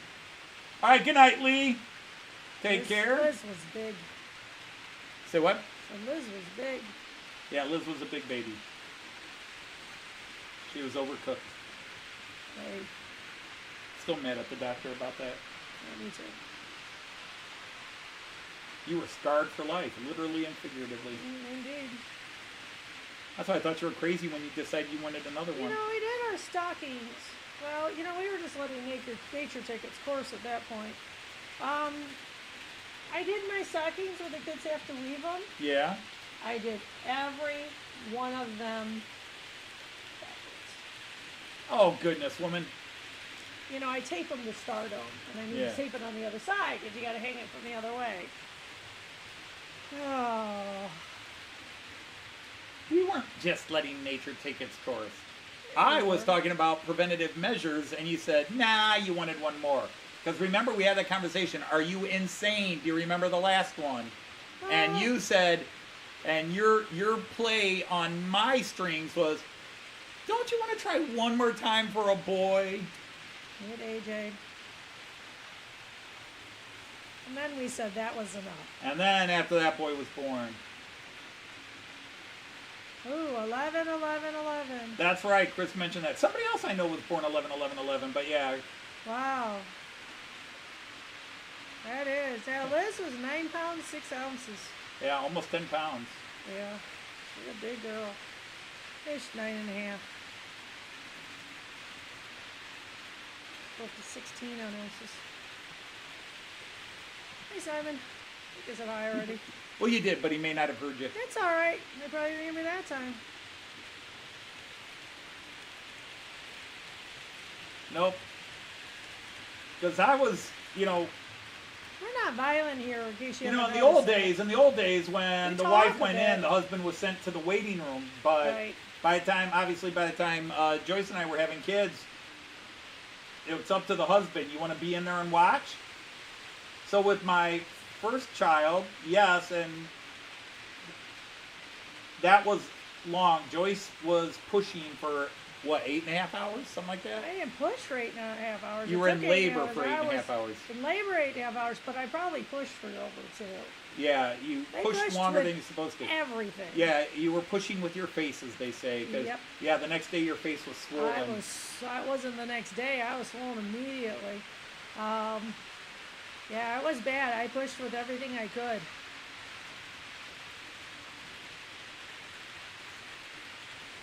When you came out, they slapped your mother.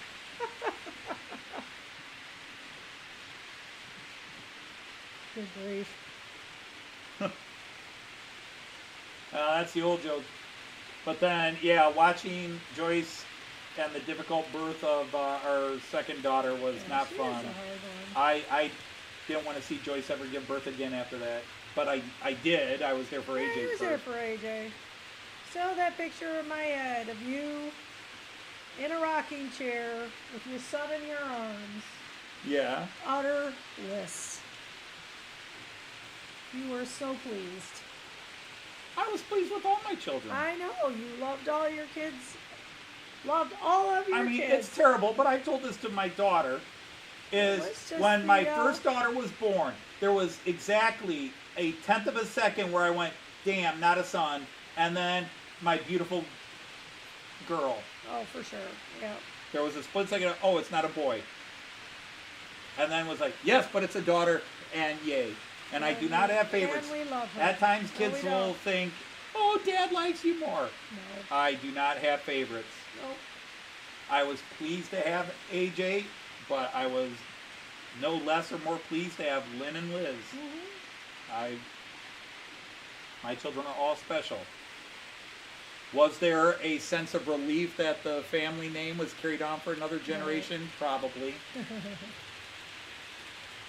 Yeah, those ants that were recipe were all dead by the time that one came around. Yeah, all those old ants that were yelling at you. You got to continue with the. Why are you not giving boys? We need more Dutch boys. And it sucked that you were putting it up with it, and you just blame him. It's his DNA. Yep. It's his chromosomes. You're little swimmers. I forgot you used to call it that. The little swimmers. Oh my God. We should Yeah, probably, welcome to Train Chat. we Where should probably change the subject again. What time is it? let's We talk got 10 more trains. minutes. We got 10 more minutes. Let's talk trains, shall Let's we? talk trains. Yeah, you I told them didn't you talk have to trains move all today. your I put the trains. trains on and I left bad camera angles on and just babbled about anything. I've been very distracted trying to get everything ready today. There, you gotta move the figures. Wow. We've only had this conversation I know, twice. which direction are you? Oh, that's right. You're gonna put it over there. Yeah, the problem is it's going to block access to the Yeah, fridger you're gonna freighter. block off the fridger freighter. I guess. I mean, I could slide it and put it on the wall here. I guess we'll deal with it. We use it though. But we're also going to have to pick up the UK trains.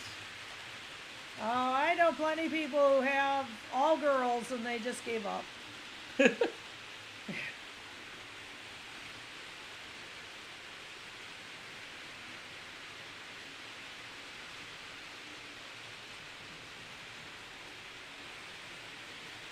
But we can slide it. We can put it on the wall here. Okay. And AJ was going to be the caboose no matter what, Yeah, AJ, what his gender was. We were done. I was fully prepared to be Yeah. done with 2 children. Yeah. After what Joyce went through with the birth of our second child, I was fully ready to say, I was saying, I don't want I'm to risk putting you happy- through that again. I don't want to Happy risk with it. my family. And so I would have been happy with the 2 girls and we would have moved on. Family. But Joyce wanted one more. And of course, foolishly, when we were young and first talking about getting married, we talked about, well, she came from a family of 6 and I came from a family of 6. Okay, Raymond asked you a train question. How easy is to figure out the Central Station 3? How easy? I thought it was relatively easy, but I started with an ECOS, so it was no different than the ECOS. Right, yeah, he was able to handle the change. There's a lot of videos out there on how to set it up in English, right? Yeah, I mean, that's the biggest thing, but the manual that comes with it is great. It'll tell you in English how to put it into English, and then that's it. Plug it in. If you want to use computer or anything with it, you got to connect it to you either get a router and connect it to the router. I'm lucky I have it directly wired into my in-house Wi-Fi, so it's hardwired in. Ethernet. Yep. But it's plug and play. It's plug and play. You plug it in, it loads itself up. If you have internet, so you can get the updates and get an update, because we just had a big update today. Otherwise, it's now you have older locos, but if you have new locos, anything that has an MFX or MFX Plus, they're auto load. You don't have to do anything. It's auto load, and then you can just explore as you want. Is that what your son's getting into, Andy? Or have you gotten into it? I haven't been old enough yet. Well, that's what Ali has done. He's now licensed driver. Yeah, Ali posted a video with some of the things he's doing. So cool. Robert posted a video. Ali posted a video. Figures, yeah. Haven't seen it. Alan was sick really in bed sick. So he hasn't been in the light these last couple of weeks. But Alan, if you watch this on catch up, hope you're getting much better. And well, we're made up of the winter, that's for sure, Jean. Yep. Trust me, that's an insult I've used on people. Yeah. You know what's really sad? Is he cool? I've said this to people that I have not liked directly to them. You know what's really sad? Out of 5 million, you were the winner. Little swimmers. Yes, but remember you said that once and you went to change the subject. Somebody brought it back. That's cool that Richard It's a recall. It's a callback. It's a callback, yeah. That's as Anthony said, he was subscribed to Richard before he was subscribed to you, Andy. Your kid's been doing trade videos for a long time. I was subscribed to your son. I was subscribed to your son before I was subscribed to you. That's cool.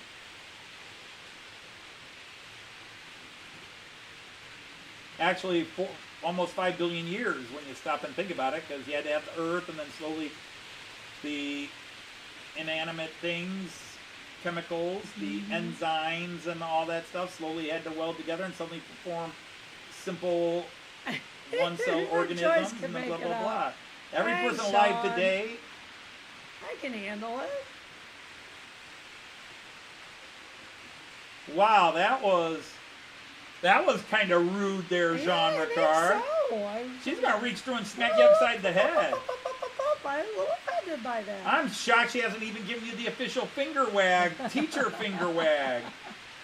Her feminist ire is up. Her cackles are cackling.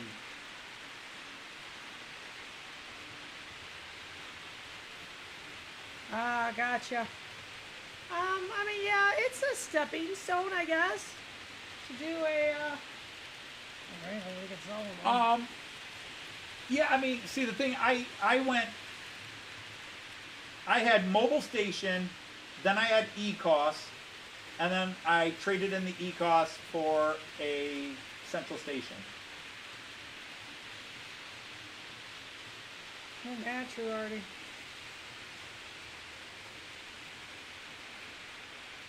Yep, everybody alive today. We are unbroken succession. Mother and father all the way back since the beginning of time.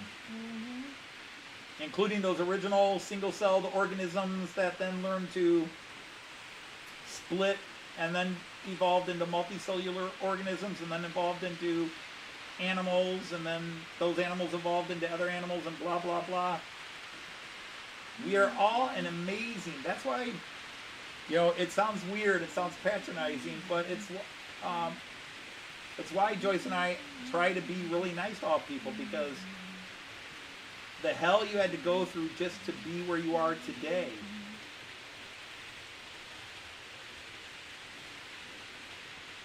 I've got to get busy in my old age.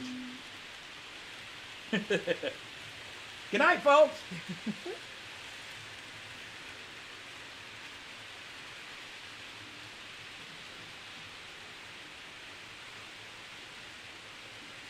You gotta name your trains.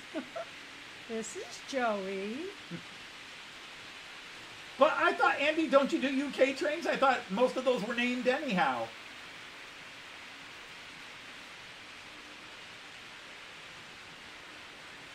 My trains are named by what they are. Although my ICE3 does have a name. It's Offenburg. Offenburg. Yeah, if you go look on the one above the door, it says Offenburg over it. And I double-checked it on... Sean, you're still patronizing. She even did a video showing how easy it is. Even Joyce can handle it.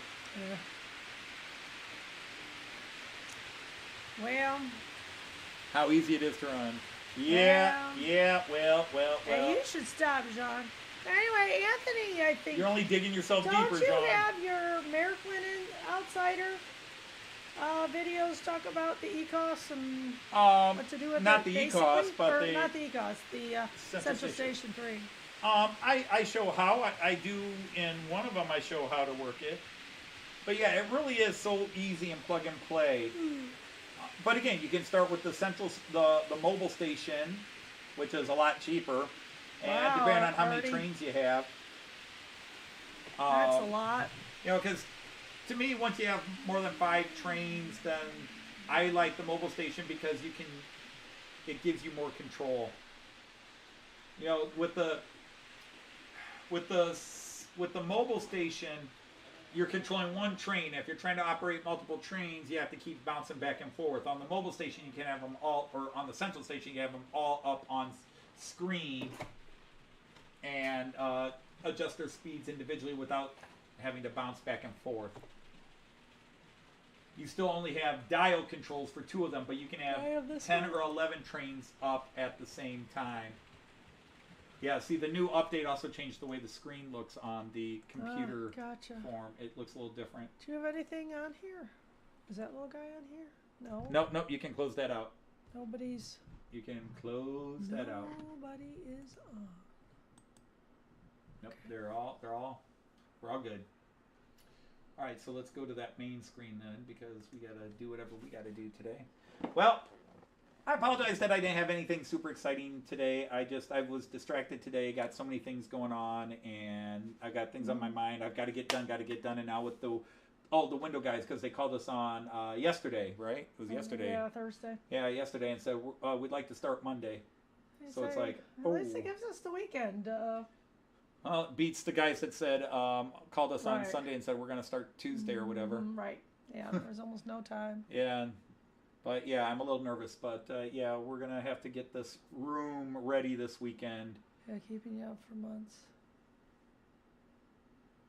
But anyhow, as you always... weren't sleeping, Artie?